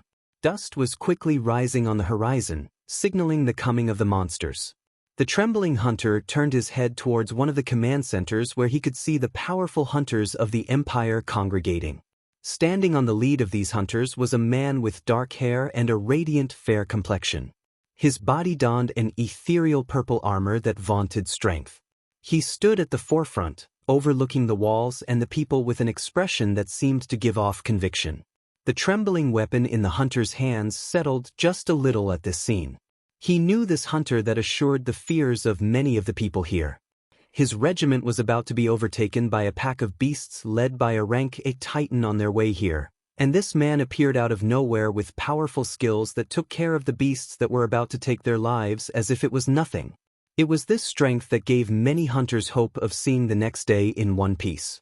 The dust on the horizon continued to grow larger as more small dots could be seen with the NEDI. As time passed, the small dots could be seen getting larger and larger at every step. The hunters were prepared, those with long-ranged weapons and spells protected on top of the makeshift walls, with hunters hoisting large shields and broadswords moving forward to meet the incoming enemy. The horde of beasts was becoming clearer in the eyes of the hunters as a conglomeration of all types of beasts became apparent. From apes to lions, all the way to extremely oversized poisonous toads, they were all rushing towards them with eyes filled with blood-ts. Their hearts became firm as they prepared to clash with the waves of monsters. Noah Osmont, the hunter that many people were placing their hopes on, rose in the air as the beasts neared. Other hunters with flying summons also filled the skies as a huge black eagle could be seen not too far away. A famous hunter was also seen with their signature white Pegasus, and even more hunters with bats or other winged beasts appeared. Skills were prepared as everybody felt their energy bubbling at full capacity. Much of the horde was now visible, and to the far back was a hideously misshapen turtle that had green pulsating spikes poking out of its hard shell. Its size seemed larger than 20 meters as it took world-shaking steps towards the crowd of humans in front of it, each of its steps shaking the land. Noah acted first as a cry rang out from him, invigorating the hunters all around and easing their fears. His hand rose to the skies as a long staff appeared pointing forward. Multiple 5-meter circles came to light in the air, dark red flames spurting out towards the incoming beasts as infernal purge was cast. The circles increased exponentially as time passed, making the skies above the beasts look hellish as the flames flew down towards them. Hunters saw this destructive power coming from their side and cheered, their spirits lifted as they prepared skills of their own. Boom, boom, boom. Chaos had begun as the flames reached down and burnt everything they touched. At the same time, blue streaks of lightning were shooting down, traveling through ranks of monsters as if they were connected by a rope. Arc lightning was also being continuously cast towards the coming beasts as they began falling in droves from the skills of just one hunter. Roar! A thundering sound was heard as the titan of a turtle spread its wide jaws open, and a green pillar of energy shot out towards the hunter, causing such destruction. Zoom! The green pillar of energy hit the air as hunters scrambled to move aside, Noah's figure disappearing from where it was and appearing even closer to the horde of beasts as other skills were cast. Immense dark spears began to form around him as Spear of Destiny was also used, when a drastic change occurred. An alarmed expression rose from Noah's face as people began to feel another source of power that wasn't coming from the turtle come to light. Something shot through the skies at extreme speeds towards the figure of Noah, smashing into him in less than a second. Boom! It felt like the skies had cracked as multiple defense skills were destroyed. Noah's body was knocked quite a distance back as it came to stabilize in the air. A grisly wound was on his body as only a mass of wriggling flesh could be seen protruding from his right shoulder. His entire right arm was gone. A pained expression rose from him as multiple golden lights began to descend and ultra regeneration was cast multiple times. The beast that had appeared in front of Noah had a humanoid appearance, but with wings and a stinger that shone in a piercing light coming from its body. It seemed like a grotesque mixture of a humanoid mosquito as it raised its sharp stinger upwards in an unnatural manner and licked the blood and flesh coming off of it. It was only 2 meters in size, but its power felt no less than the turtle moving on the ground. I felt such an intense level of pain that I would have blacked out if I didn't have pain resistance activated. While I was targeting the enormous moving landmass of a beast below, something else that was moving in the dark almost took my life. Were it not for the many defense skills like Diamond Skin, Hard Body, Golden Halo, and many more that layered my body at all times, it might not be only an arm I was missing. The pain was increasing as Ultra Regeneration and Guardian's Light continued to fall onto my body and regenerate my arm at a quick pace. The formation of bones and muscle was excruciating, and I could only focus on flying and using instant transfer against the beast that began moving towards me again. The hunters with flying beasts on our side had met with their opponents in the skies, and there was nobody else to lend a hand as everyone had their hands full. I kept my eyes on this grotesque mosquito that moved at quick speeds, dodging the stinger coming towards me by a hair's breadth each time as I waited to move my focus from the regenerating arm and retaliate with my own skills. Boom, boom. I was under huge pressure as green beams of light continued to come out of the wide jaws of the turtle and decimate the area around me. It had focused its attacks on me and continued throwing them out as the stinger of the mosquito continued to try and pierce me once more. Frigid impermanence was not hitting the target in front of me as it moved too fast. The moment the skill was casted, it would be at another position. My arm finally finished regenerating as I felt the movements of my fingers again, and my full focus was placed on the fast-moving enemy while evading the poisonous green blasts coming from below. Multiple dark spears surrounded me as I casted Spear of Destiny multiple times, and Miniature Tornado appeared all around me to reduce the movements of this beast. The rough winds affected its flight as it relentlessly tried to get near me, and the game of cat-mouse while dodging poisonous lasers resumed in the skies. Lightning Hand was putting his entire focus onto the enemies around him as he faced 2 rank B titans. He was swinging a large warhammer that danced with lightning, each swing causing tendrils of blue electricity to smash onto nearby enemies and push them back. He swung his hammer onto the head of one of the 2 titans as his face looked to the skies where a deadly battle was taking place. The forces of the beast horde on the ground was in all-out war with hunters, with admirals and those in high positions screaming out commands for the hunters every second. Large groups of hunters holding tower shields were holding back the onslaught of beasts while powerful skills were casted towards them. Balls of fire, sharp wind blades, and flaming rocks flew towards the ranks of monsters trying to break through the defenses. The rank A hunters were in charge of holding back any titans that appeared so the defense line does not get broken through. Their job was crucial as even one position that was lost would cause tons of casualties. He swung his warhammer to the remaining titan near him as its head burst in the shock of lightning, and he moved towards an even bigger boss that was making its way to the defense line.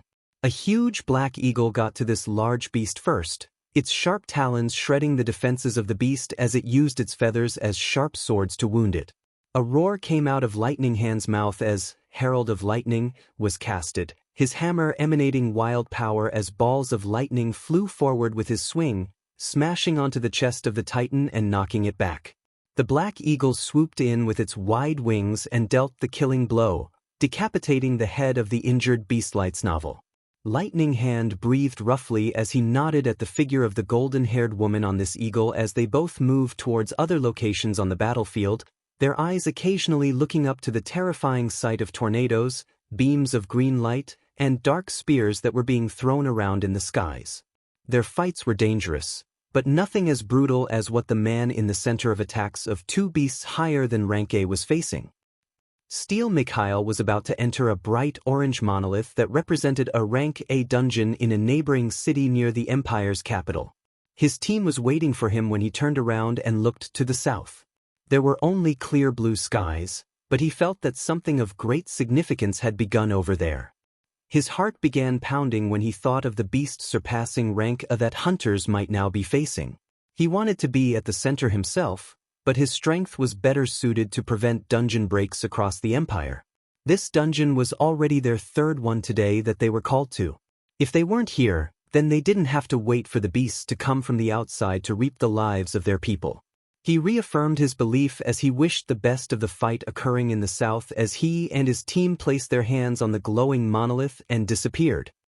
The game of chase continued in the air as the grotesque mosquito continued to dodge the rushing spears and explosive blasts of cold elements as it maneuvered around the rapidly rotating winds of miniature tornado. I had to evade and dodge the strikes of the enemy in the air while also avoiding the poisonous blasts from the titan of a beast on the ground. My energy was still just as boundless though, my spells continuing to be thrown out while the speed the grotesque mosquito was slowing down.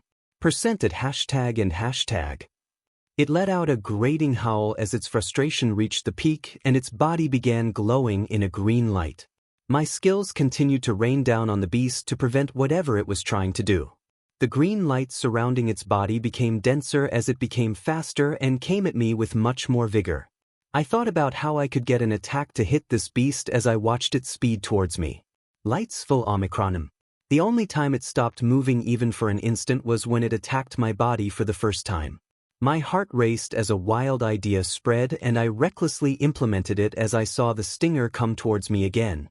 Time seemed to slow down as I shifted my body sideways but did not dodge completely, the stinger piercing through the right side of my stomach as my hands reached out to grab a hold of the beast which had its needle-like appendage lodged in my body briefly. 3 dark pulsating spears penetrated the body of the insect in front of me as a destructive blast of ice elements bloomed between us and blew both of us apart. Boom. I was prepared for the shock. Guardian's Light and Ultra Regeneration already being casted multiple times as I looked at the injured insect that leaked green pus all over its body. It was wobbling in the air as it began to pull itself down towards the humongous spiked turtle below, which seemed to have become enraged as more than 3 blasts of poisonous green beams were shot towards me. Kazuhiko looked at the opposing hunters before him as his katana thirsted for more blood. The inherent skill that gave him the strength to be where he was today, Swordmaster, seemed to be calling out for more bloodshed. Yet, he saw the faces of terrified hunters that were putting their lives on the line and hesitated. These were the hunters whose countries fell under the tyranny of the Black Dragon and were forced to fight on the front lines of the war that continued to be waged. He looked down on the weak wills of these hunters and wanted to go back to the simpler times when he would cut down monsters without batting an eye. But it was human beings standing opposite him this time, making his blade hesitate. He didn't like this feeling. He understood their reasons, but that still wouldn't stop him from looking down on them. He was frustrated as he thought about what he should do while he watched the messy fight playing out, and the reptiles standing on 2 feet in the far back of the battlefield. They looked like a mixture of humans and lizards, having the humanoid figure with scaly skin and a thick tail coming out from behind. They held jagged blades on their hands as they struck down deserters and any hunters standing against them. The excited smile returned to Kazuhiko's face as he looked at these monsters that looked strong, especially the larger dragon-man hybrid commanding them in the back. His katana was pulsating, ready to go, and he made his choice. He would strike down anything that stood against him, but he'll be softer on the enemies from the same species as him.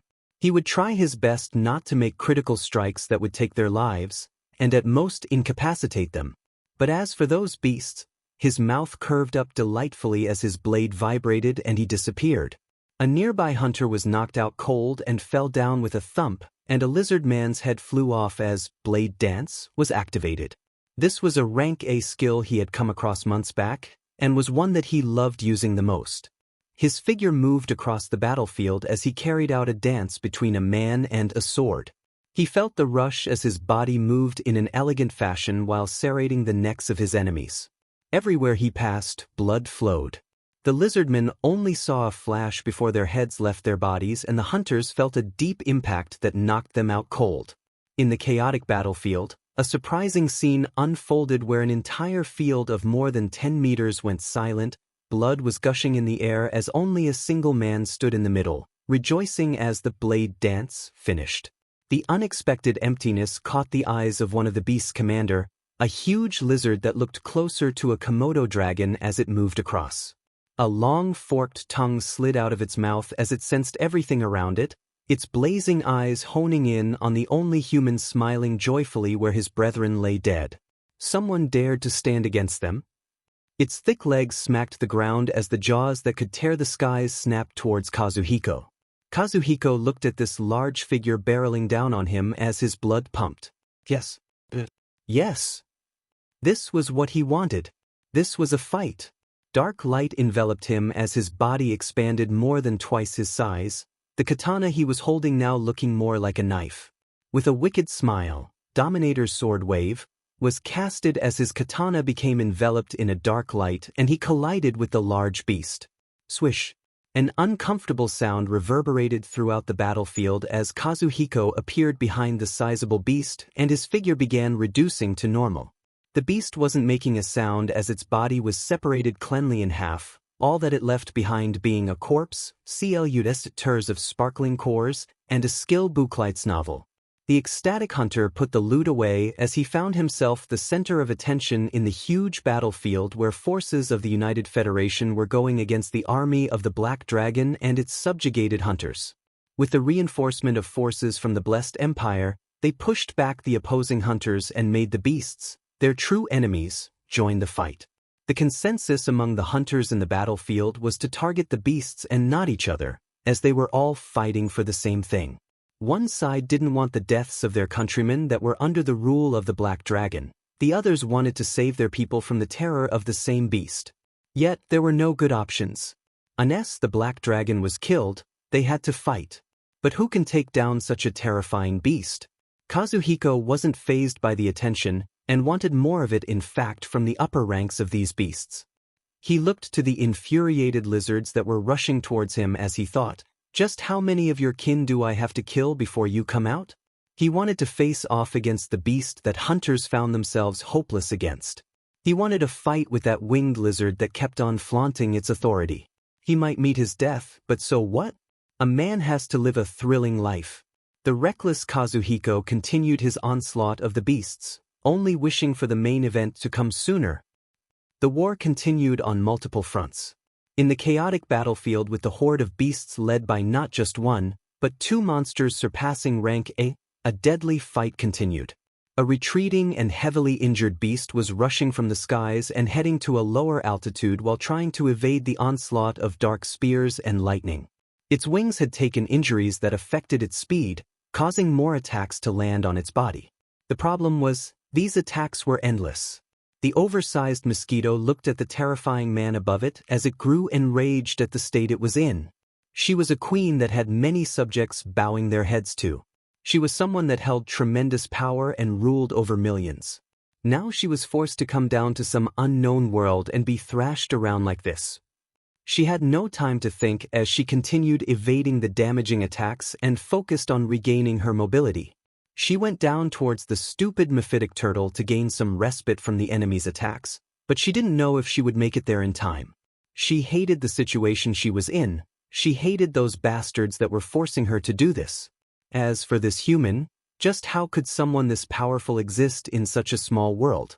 Her fear reached an all-time high as she saw the enemy continue to evade the venomous blasts and rush towards her with endlessly dangerous attacks. She gritted her maxillae as her innate power activated once again, and she rushed towards the coming enemy. It will either be my death or yours. As if the end of the world was here, the translucent mountain in the sky spit out volleys of apocalyptic magma and flames. The rupture lets out molten masses of earth that spread out to cover all the beasts surrounding Noah. If the magma did not melt them away, hot gases and ferocious flames jumped out to grab their lives. Elizabeth stood atop her eagle with her mouth wide open as she watched this scene.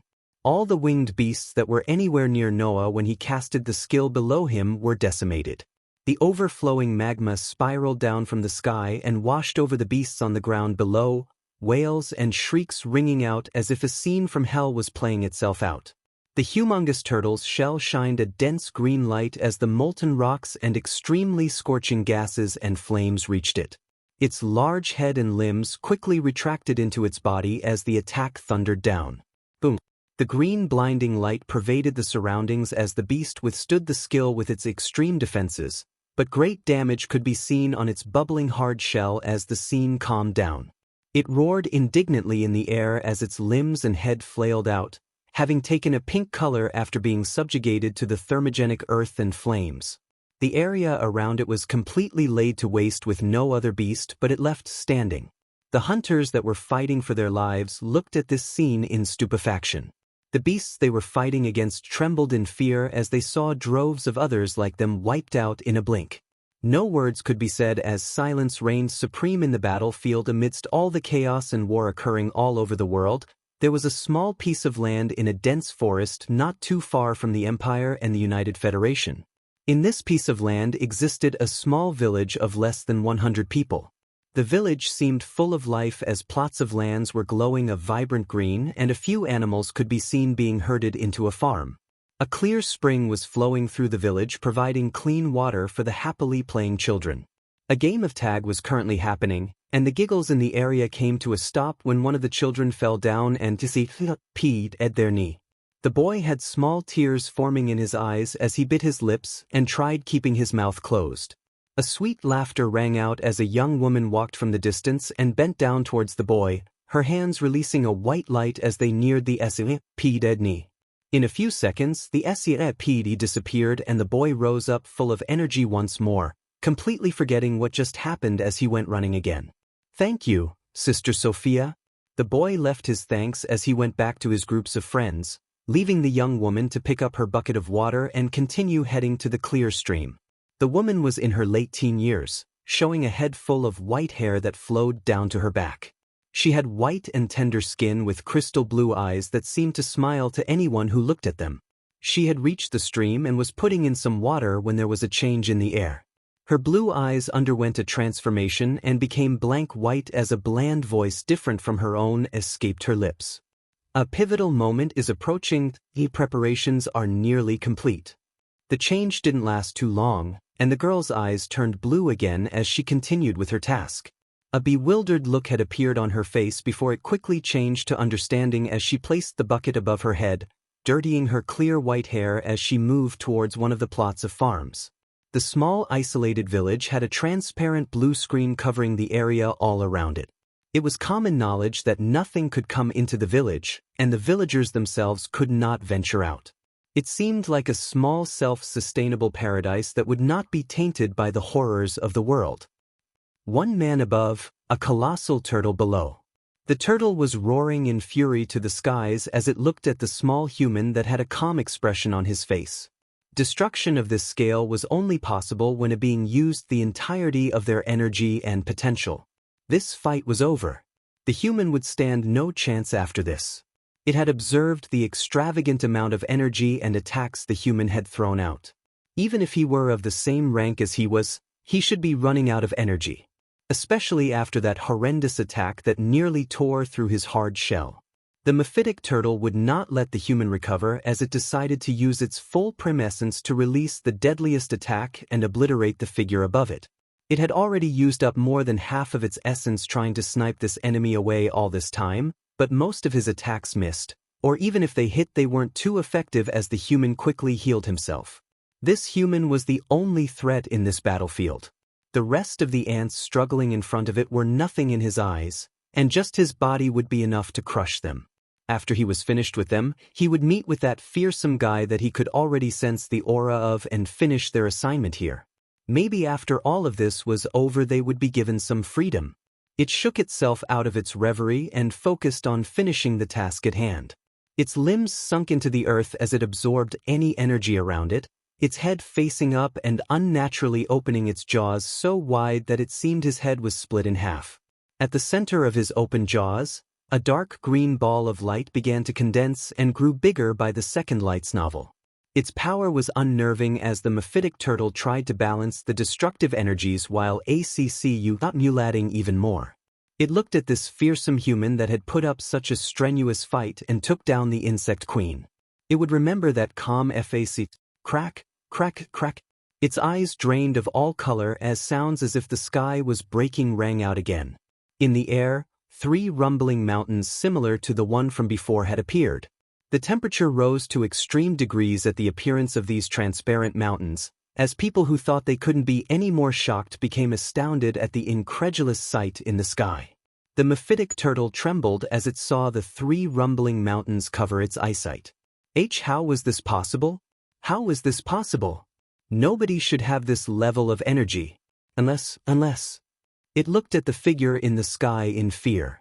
The blast it was preparing in its wide-open jaws dissipated as a croaking voice left its jaws. Wait! Boom! The skies cried and the earth rumbled. Molten rocks and gaseous winds ravaged the field as any living thing remotely close was turned to ash. The hunters that were very far from the center of the beast horde were pushed back by the hot winds as the beasts they were engaging ran around disorderly. The destruction continued for the next few seconds as volcanic ash covered the sight of everything around it. Noah looked at the devastation below him and saw the glistening piles of quotes and a golden skill book in the field of flowing molten earth besides the mangled body of the turtle. Lightsville. The cores and skill book floated atop the lava unharmed. He laughed at the sight of destruction he had caused and used instant transfer to go down and grab the loot.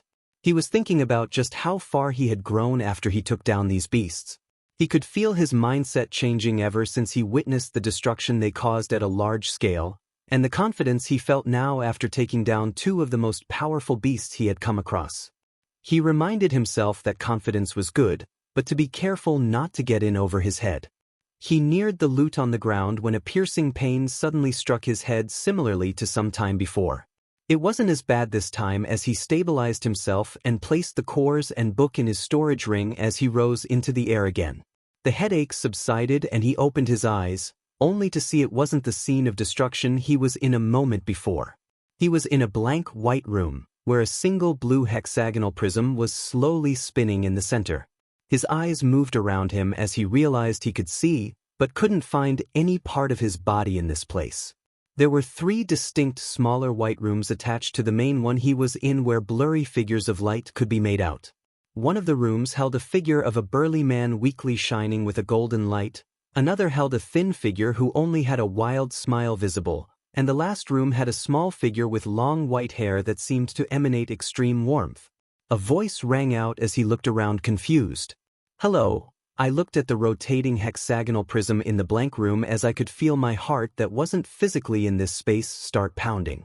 I heard the bland voice that called out the greeting in my head as I looked away from the smaller 3 rooms and replied, What, who are you and where am I? Well, that is not consequential at the moment. You are in an isolated space where we can converse for the next minute. There is still a matter you have to finish before we can start the next phase of plans. I absorbed the words ringing out as I thought and asked, what matter do I have to take care of first? The being plaguing the lands you call the United Federation. Its death would spell the dissolution of the enemy's plans, the regaining of control, and the beginning of our retaliation. Enemies? Retaliation? My non-existent heart was beating rapidly as I thought about all of this and asked one more thing before the scene in front of me disappeared. Why did you pull me into this space? The voice was quiet for a second before the static reply came out. Besides telling you of the next direction you need to hurry to, it is to prepare you for the addition to the system of power that will occur with the death of the last major beast. You hold the most essence currently, so you will be the most affected. The next point to keep in mind is that the real fight will not be fought here. Do not become complacent because of the level of strength of your current enemies.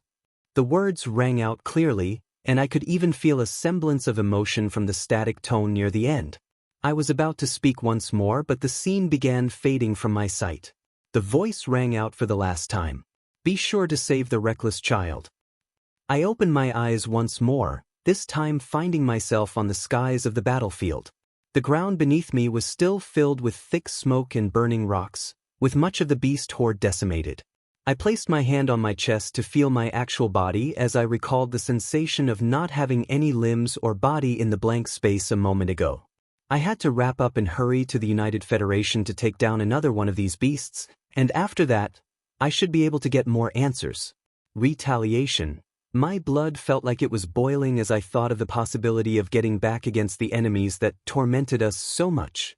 To get there though, there was still another beast to take care of. Before finishing the battle and cleaning up the thousands of beasts that were now without a leader, I pulled out the skill book I placed in my ring and read the description. The skill was, Summon Virulent Abomination, a horrid monstrosity that only leaves destruction at its wake stands by your side. The skill was one of the very few summon skills I had come across, and I was excited to see just what type of beast would come out of a rank S skill. I looked to the thousands of panicking beasts below me as I watched the golden skill book become absorbed into my body, and I casted Summon Virulent Abomination for the first time. A large malachite runic circle appeared and began expanding in the sky, releasing a flash of blinding green light as a terrible beast appeared. It had a thick layer of visible muscles wrapping all over its large body. Dark green wings that looked similarly to a bat ruptured out of its back as pus leaked out. It looked like a very muscly, fat, and bloated humanoid that was more than 5 meters large. It stood imposingly in the air, the large and grotesque wings keeping it afloat as it howled out. Roar! Light's novel. The thundering shout that seemed to scream an arrival blasted throughout the battlefield. I looked at this piece of work as I let out a command in my thoughts, and the beast disappeared from my sight. It had reached the groups of beasts on the ground in an instant, its large wings leaving gusts of wind and rotten smell. Boom! It landed with a tremendous impact that bloodied all the beasts nearby as it continued moving at a speed even faster than my current speed while using flight. It jumped into the middle of the next group of thousands of beasts as its body contracted, before an eruption of toxic green gas pervaded outwards for an area of more than 10 meters, melting away anything standing into puddles of pus no matter what rank they were. The grotesque summon continued to move across the battlefield unhindered as it ripped apart any groups of monsters standing in its way. It was so fast and efficient that the clear rate I had when taking down beasts before then could not even compare. It didn't matter if the beasts were rank C or A, when its noxious gas spread out from its body or it spun around using its wings as blades, everything fell down. I looked at this horrible beast as it spread its terror across the battlefield, and I wanted another one. I was shocked at the power and strength of these 2 rank S skills I had just gained. The first one caused a literal effusive volcanic eruption that decimated anything within an area of 25 meters, and this lovable poisonous summon continued to rip apart any monsters it came across as if they were paper. I could only summon one, but my heart was palpitating at the idea of summoning things just as terrifying and just watching them do all the work. I shook myself out of my dreams as I flew down towards the defense line where the hunters were still taking care of the remaining beasts and lent my aid. When I was close enough to the ground, I could hear the shouts of cheering and happiness as skills continued to fly in the air. A woman on a black eagle had the brightest smile on her face as the beast she stood on flew down to help the hunters below. A man whose body coiled with lightning was swinging around a large hammer as boisterous laughs came out from him. I looked at all of this as I rained down more skills to take care of any remaining stragglers near the defense line as I let my newly gained summon continue its rampage behind us on the beasts that were currently running away. It was decimating them with such ease that I wondered how it would fare if we fought against another one of these rankest beasts right now. Lightsville. I didn't have too much time on hand, so after I saw the crowds of monsters thinning out and the hunters below breathing easy, I went towards Elizabeth to relay a message. I couldn't afford to revel in the victory right now, and had to begin rushing to the United Federation in an instant. I was wondering about this reckless hunter that gained the recognition of whoever that being was and whether they had anything closely similar to my power. There weren't too many losses of hunters and soldiers on the battlefield because of the continuous support of high-ranking hunters, and the fact that I took the focus and attention of the two most powerful beasts the entire time. Healing mages were tending to the injured and government squads specialized for resource retrieval were going around the field collecting cores, skill books, and items. The poisonous summon had finished decimating the ranks of beasts after a while, and the only thing left on the other half of the battlefield were areas of molten rocks that were still bubbling with heat and corpses of corroded beasts. I told Elizabeth that I was going to rush towards the United Federation and was met with shock as she asked me, "Are you not exhausted?" I laughed at this very normal question and chose not to answer as I gave my acknowledgement to Lightning Hand and the other officials at the command center. Before leaving, I asked for the country where the battle against the Black Dragon was currently taking place, and the intelligence officials gave me the coordinates of the country that was called King's Harbor. I knew the general direction to fly to so that I could get there the quickest time possible, but having the actual coordinates on my phone tremendously helped. I looked at the blue dotted location and how far I was as I itched to begin my journey right away. Even flying at my top speed, I didn't know how many hours it would take for me to get there. Would I make it on time before thousands continued to lose their lives? I told Elizabeth to relay my words as I flew off from the command center and landed on the large neck of the poisonous summon. The rolling muscles on its neck felt like stones as I sat down on it, commanding to see if it can stop emitting the noxious fumes coming off its body as I could already see my skin turning an unhealthy shade of green. The beast complied and its imposing air reduced while I casted Guardian's Light multiple times to remove the negative effects and completely heal my body. I saw that this rank S summon was much faster than my flight skill, so it would be my mode of transportation towards the United Federation. Its extended bat wings vibrated as we disappeared in the air, quickly speeding towards a whole other battlefield. Kazuhiko had pulled back from the battlefield while letting out rough breaths. He had gone on a rampage and taken down many rank A and B bosses, but the beast he wanted to fight had yet to appear. He was running low on mana after rushing about these past few hours that he forced himself to come out of the battlefield and recuperate his energy. He wanted to live freely and fight all day long, but his body betrayed him. He had to get stronger. Much stronger until he could fight day and night without feeling exhausted. When he finished killing another beast and felt the state of his body though, he called another rank A hero to take over his position as he moved to the back. He didn't want to face the Black Dragon like this and die a meaningless death with no thrill of battle. His katana laid on his lap as he stroked it and closed his eyes. He would regain his fighting power first, before going for another bout that would surely call forth the terrible beast. An enormous beast was slumbering in the middle of a huge forest surrounded by large trees that seemed like small twigs compared to its body. Light's novel. The beast had a voluminous layer of dark scales spreading throughout its body, with beautiful wings what were tucked in and a long spiked tail moving about behind it. A thrumming sound could be heard as the beast showed a painful expression on its face, before dark smoke covered its body as it began to reduce in size. Rumblings rang out as the dark smoke proliferated the area, and soon enough a new figure was standing in the forest. It now had an appearance of a human male, seemingly in his 50s. He had tanned dark skin, and a pulsating scar could be seen on his chest. This was the Black Dragon that currently had his forces waging war on the countries of the United Federation. He had willingly chosen to descend to this lower world after making a deal for the independence of his dukedom. As long as he was successful in this endeavor, his people would be free from persecution. He felt bad for the natives of this planet, as he was doing the same thing that was done to them not too far back. But he had to do this. His people continued to suffer every day, and he wanted some relief for them. He will bear the burden for the deaths of these other beings, but he had to complete his end of the deal, and hope that they do the same. Someone of his level coming down to this lower world had its drawbacks, especially because those assholes chose not to provide the essence required to descend and he had to use his own. This caused an injury that was taking some time to recover from. It was why he wasn't able to move as freely after his descent, and had to depend on his subordinates and other demi-humans to increase his influence. He had changed to this human form to more easily control the energies in his body with the advent of this injury. It would only take a few more days to heal, and he should be back to his peak rank S strength.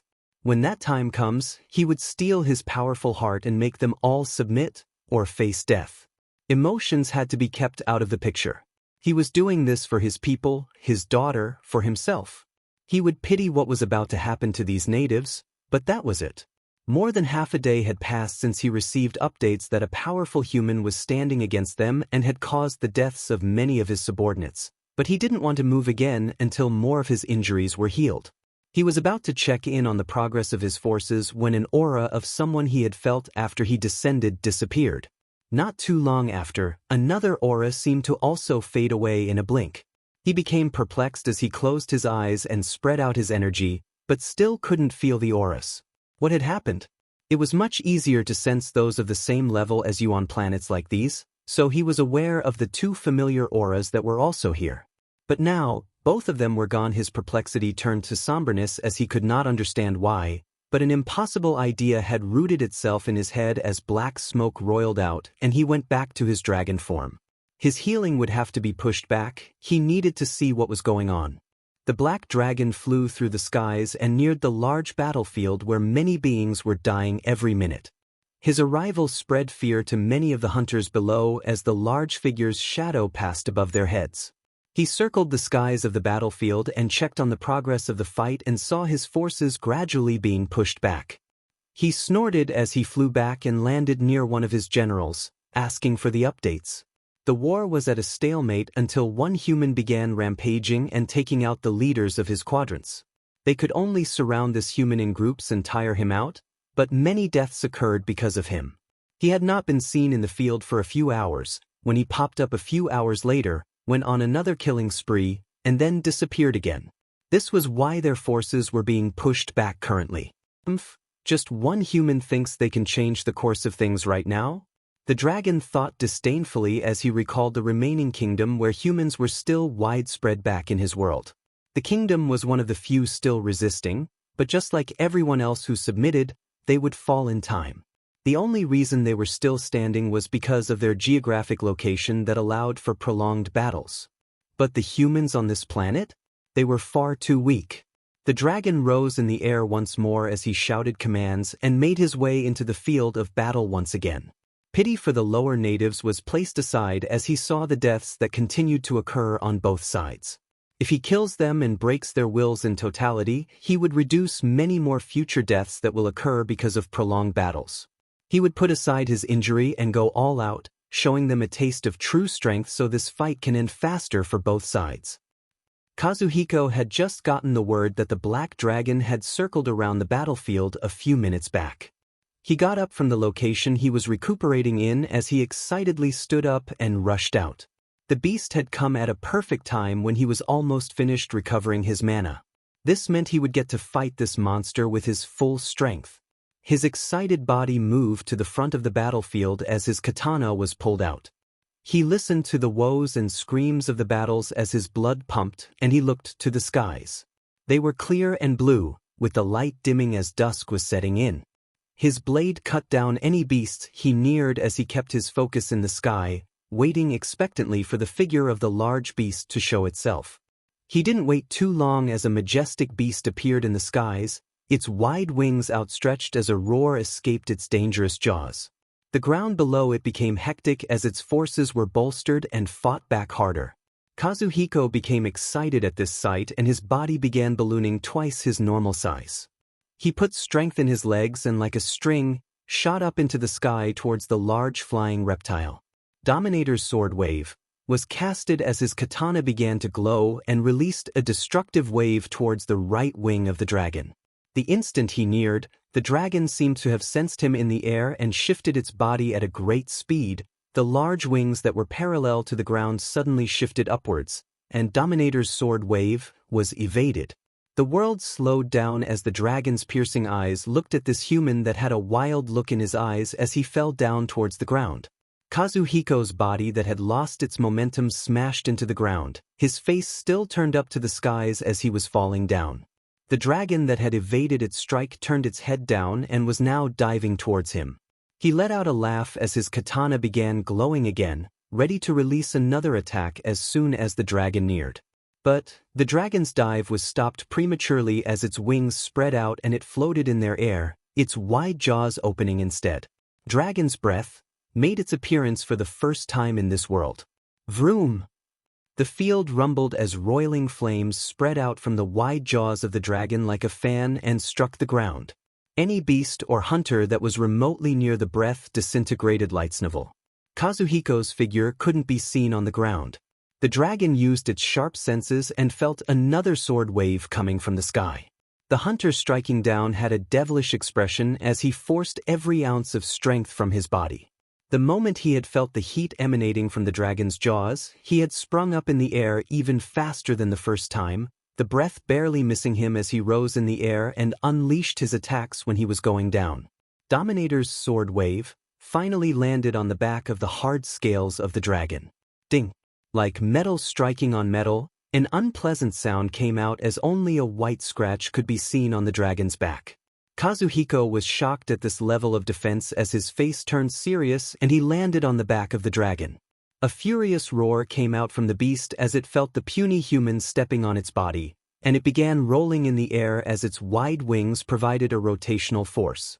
Kazuhiko held on to the hard scales as the dragon rolled in the air, swinging his katana and trying to damage the beast's body as much as possible. Blade Dance was casted as he let go of the scale he was holding on and moved beautifully in the direction the dragon was rotating in. Countless white scratches appeared on the dragon's body as his dance propelled him to use the force the dragon was making into his own use. His adrenaline rushed as he laughed in the air, for he was doing something that made him truly thrilled. He was dancing in the air with a dragon. The white scratches started to become dense with every swing of his sword, and he felt like he would soon see the blood spill out of this dragon's body if he kept going. Seeing the human still holding on and even sullying his powerful body, the dragon stopped rolling in the air as black smoke covered it entirely. A second later, the large body completely disappeared as a human figure stood in the air. Impetuous! A loud shout came out of the dragon in human form as it casted esoteric energy manipulation, forming a transparent fly swatter in the air that smashed into the body of the shocked Kazuhiko. Like a speeding bullet, the hunter's figure smashed into the ground in less than a second. The impact was gruesome, taking away the hopes of many hunters that were watching the dark sword battle the dragon. The beast in human form stood majestically in the sky as it used its ability again, this time forming a wide transparent spear with a sharp edge that rushed down to where the unbridled hunter was. Kazuhiko laid on the ground, feeling a few bones broken as he saw the enormous spear covering his entire view. So, he actually wasn't strong enough to stand against this beast. A devilish smile came back on his face as his bloodied mouth let out painful laughs. It was a good fight. If he was weak and meant to die, he would face it head-on. The bloodied laugh rang out as the immense transparent spear came down. A rushing rank A hunter and those ranked lower filled into the burnt surroundings and performed their skills, aiming them towards the spear to slow its descent as the smell of despair spread out in the surroundings. There was a flash of green light as the spear thundered down and drowned the laughs of the man about to face his death. The scene in front of me was so messy I couldn't even begin to describe it. The battlefield coming to my view was 10 times as deadlier as the one I just rushed from. An entire half a day was spent with me speeding through the skies atop my first summon. The summon was truly great, as it didn't tire at all these past 12 hours. That's right, 12 hours I had been riding the beast across the skies. Every part of my body felt tired and cramped. I passed through the entirety of the empire and entered the border between the two countries more than 4 hours ago. After that I passed by the new lands in the United Federation. They were only blurry lines that I passed by, so I didn't get to enjoy any new sights or see how the people here were living. I only pulled out my phone after every hour to check how much closer I was to the coordinates. I had gained another level of confidence after learning these two new rank S skills, especially this summon that I didn't fully know the bounds of its strength yet. With its rapid flying speed, we reached the battlefield where forces of the United Federation were battling with thousands of beasts. The first scene that I saw was a humongous transparent spear rushing down towards a figure on the ground that was actually laughing at the incoming strike. His body seemed heavily injured and he couldn't move, but I still felt amazed at the man's attitude as death neared him. I recalled the words of the mysterious being that pulled me into that space while feeling the strength of the humanoid figure that was standing in the air. It was the most powerful thing I could sense in this field, so it made me wonder if it was the target I was looking for. I would put all that aside and act first though, as I moved to save the man that was actually laughing at the face of death. He seemed to fit the description of reckless that the mysterious being mentioned. I detached myself from the body of my summon as I commanded it to block the spear with its full strength while I casted Guardian's Light towards the injured figure on the ground. Boom! A loud impact resounded as we fully appeared in the battlefield, grabbing the attention of most of the stronger forces as the 5-meter abomination came into view. Its steeled green muscles were shining in the light as it completely dispersed the heavy spear that was rushing down. The hunter on the ground let his laughs out easier as he stopped bleeding from the advent of Guardian's Light, and looked at my summon and I with great interest. I looked back at his figure that was standing up and asked just to be sure, "Is that thing up there the black dragon?" There was a pause as he seemed shocked at my nonchalant tone, before he answered and said, "Yeah, that's him." I nodded as I placed my full attention towards the humanoid figure in the skies that was letting out ferocious power without even moving. My summon had come back to my side in case I was to meet another beast that was too fast for me to notice. I was becoming confident, but I didn't want to be hit with deadly attacks that I could prevent. The figure in the sky looked to me as it spoke. "More and more of you just come out like sea croaches." It had a furious expression as it said this, and I wondered just what had the man below done to anger the beast this much. "Yeah, sorry about that. I had an aim to save somebody and stop the rampage of a dragon, and it seems like I've completed one, and now I have to move on to the other Light's novel." Silence prevailed as my words seemed to have hit a nerve. The humanoid figure didn't reply as it used a skill and multiple transparent weapons began appearing in the air. The weapons ranged from spears, swords, hammers, and even fly swatters. They continued forming until they blocked the sky. I was amazed at this type of skill as I sent a command to my summon and used War Cry towards the surrounding hunters. "Move away from this area immediately, or you might lose your life." My voice thundered throughout the area as hunters scrambled away at the sight of the numerous sizable weapons that appeared in the sky. My virulent abomination spread its wings out wide as it disappeared and flew towards the dragon. A noxious blast erupted from it the moment it neared, dyeing the transparent weapons green. The weapons still in the air began to crack and disappear at a speed visible to the NEI as the dragon was pushed back from the blast and looked over at my summon in shock. I was expectantly watching as I waited to see the power of this rank S summon, and how it fared against a genuine rank S monster. A loud howl resounded from the figure as black smoke roiled out, and it quickly changed into the form of a huge black dragon. I looked at this figure in awe as the spiked hand of the virulent abomination neared and smashed into it, pushing the figure towards the ground. Light's full Omicronim. It really was a beast that was at another level, as it fell down briefly before rough winds flew out and it rushed in the skies towards the summon. Its wide jaws opened as a jet of flames colored the sky crimson, the fast strike directly impacting the virulent abomination. When the flames ended, the summon in the sky had its wings torn but still as lively as ever. Without the support of wings, it began falling until it smashed into the ground, releasing a howl towards the dragon in the air as noxious gas erupted all around it, watching the summon withstand the extreme heat of a rank S beast's attack. A smile bloomed on my face. I watched its ruptured wings and raised my hands towards it, causing it to explode in a puddle of venomous blast as everything around it melted. The hunters had long since disappeared from the nearby area, only the stupidly courageous hunter that was laughing on the face of death being visible not too far off. He was holding tight a sharp katana in his hands as his eyes watched the ongoing battle with rapt attention. The moment the virulent abomination on the ground exploded, a malachite runic circle appeared in the skies as I casted, "Summon virulent abomination," once more. A second passed as a brand new beast appeared from the runic circle, its wide bat wings and large green body as good as new.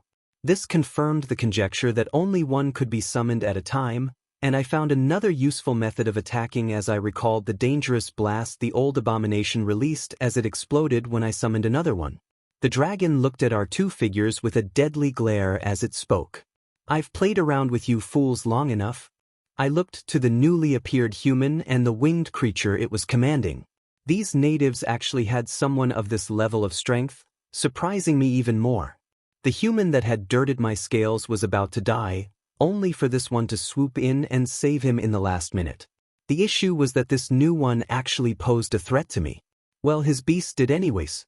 I had brought myself to the point of empathizing with the creatures of this world because of the similarity of events they were going through, but that was the wrong choice. If I wanted to be successful in my goal in this small world, I had to be ruthless. I have my own people to worry about. With that being said, I would take care of this threat in front of me first. My injury should not flare up as long as I do not completely go all out, so I started by casting my ability, Draconic Summoning. The usual ferocious winged half-dragons filled the air, their numbers growing to 100 in a blink. These would be used to keep the vile summoned creature at bay while I take down its master. That was the fastest solution after all.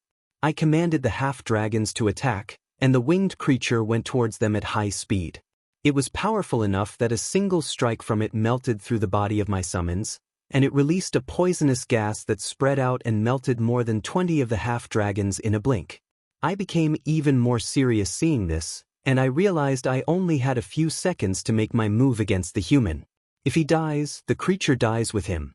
My wings vibrated as I converged the wind elements around me, and my body disappeared from my location, shooting towards the human in the distance. I passed the position in the sky where the poisonous creature was fighting against my summons, and knew victory was in sight as the creature would never catch up to me before I can take down its master. It was truly vile, as it had nearly taken down almost all the half-dragons, but the few seconds it bought me was enough. My chest rumbled as I let out another one of my fiery breaths towards the figure of the human. I felt an impact and left no room for mistake as I formed multiple pillars of purple lightning that also crashed wide at the location of the figure. When the explosion cleared, a surprising sight presented itself. What? The green creature was the one that could be seen at the point of impact. I was nearing its position so that I could finish off its master, but I met it instead. I tried pulling back as its poison was very powerful, but didn't succeed in time as the creature exploded. Boom. Green smoke covered my body as I was pushed back. The creature had self-destructed and left me some breathing room, but it didn't last for long as another one exactly like it appeared in the air once more. "Fu Seeking come on." I was becoming furious at the large pool of mana the human seemed to have as my senses tracked him to a position far behind me. He must have escaped my breath and summoned the creature where he was so he could have it self-destruct and wound me. If I didn't watch myself in this fight, I might actually come out on the losing end. I wasn't too worried though, as my strong life essence had already pushed out the poison that was attached to my body. Also, with the reckless way this human was using his energy to summon and unsummon his creature, he would run out soon enough and become my prey. To handle the newly appeared creature that was coming towards me, I reinforced my body with multiple mana barriers. This was a dragon's strength that many beings dreaded. Dragons had nearly boundless mana pools and an expert use of the mana around them, making it nearly impossible for someone of the same level to take them on. It would be the same against this human. Do you really think your mana reserves would match mine? Light's novel. The barriers stacked all over my body as my claws felt the impact against the winged abomination. Every one of its strikes destroyed some of the barriers protecting me, but I supplied the mana and restored them right after. The creature could actually match my speed as its strikes became more ferocious in the sky. Every few seconds, it would release a noxious blast of gas that almost teared apart all the barriers I had. The human watched the battle with rapt attention in the sky, meaning the summoning of this beast should be his most powerful skill. But how many more times can you summon it after I destroy this one? My body increased its size as my strengthened tail whipped out and smashed into the poisonous creature. The sharp spikes pierced through its hard muscles, and the creature clutched onto me as it exploded. Boom. Significant damage was taken from this blast, but I would heal from it in a few minutes. I looked up to the human to see if he had the reserves to summon another one of those creatures, but he stood still with a calm expression and rose his right hand towards me. Brilliant light covered my body as I healed the injuries and pushed out the poison at a fast pace as I prepared for the human's last-ditch attack. No matter how calm he looked, I knew he was only putting up a brave front. Come on, bring your last attack. Let me withstand it and show you the terror of a genuine black dragon right after. Rumbling ensued in our surroundings as I felt a surge of energy from all corners around me. Energy that was in no way lower to my conflagrant breath condensed above and below me, and to my left and right. Transparent outlines of shifting mountains appeared as they rumbled and the heat increased to an alarming degree with me at the center. Lights full omicronim. Okay, what dash? Boom. Suffocation. That was all I felt as I continued to cast multiple energy barriers that continued to be shredded the moment they were created. Thick magma was assaulting me from both sides, the high temperatures searing my scales the moment I didn't replace the barriers fast enough. I felt extreme pain as the injury in my chest flared up and made the situation even worse. Huff, huff, huff. I released bated breaths as the decimation around me cleared. Half of my body was charred as I looked to the human above me in fear. I could help but let out a scream. What the hell are you? This thing, this being, he definitely wasn't human. Now that is just insulting. His same nonchalant reply came out, making the gears in my mind spin faster as I thought of options out of this. Don't start thinking too much, here's some more. He disregarded me as his arms stayed in the air, multiple rumblings resounding as transparent volcanoes formed around me once more and a green circle that brought to light the poisonous beast shined out. I looked at the sight in front of me in trepidation as I wondered, just what the hell had I gotten myself into? Hunters and beasts overlooking the battlefield had moved away from each other as they watched the apocalyptic scene. A majestic dragon was being cornered and showered with an abundance of unbelievably destructive spells. At the same time, a grotesque beast was pouncing on the dragon and shredding the scales on its body to a bleeding mess as its poison spread. The dragon crushed to the ground as one of its wings had been torn. Spurts of flames blew out of its mouth as the energy around it bubbled. The grotesque beast ignored all of this as it continued to rain attacks on the body of the dragon, its body releasing noxious blasts of gas every now and then. The strong body of the dragon gradually could not endure and a voice was heard. Please. My voice was low, but it was aimed at a specific person in the skies. My energy reserves were at the lowest as this horrendous creature continued its relentless attacks. The wound I incurred as I desked down had flared up and was causing me to not be able to focus. I repeated again. Please stop. We were of the same positions.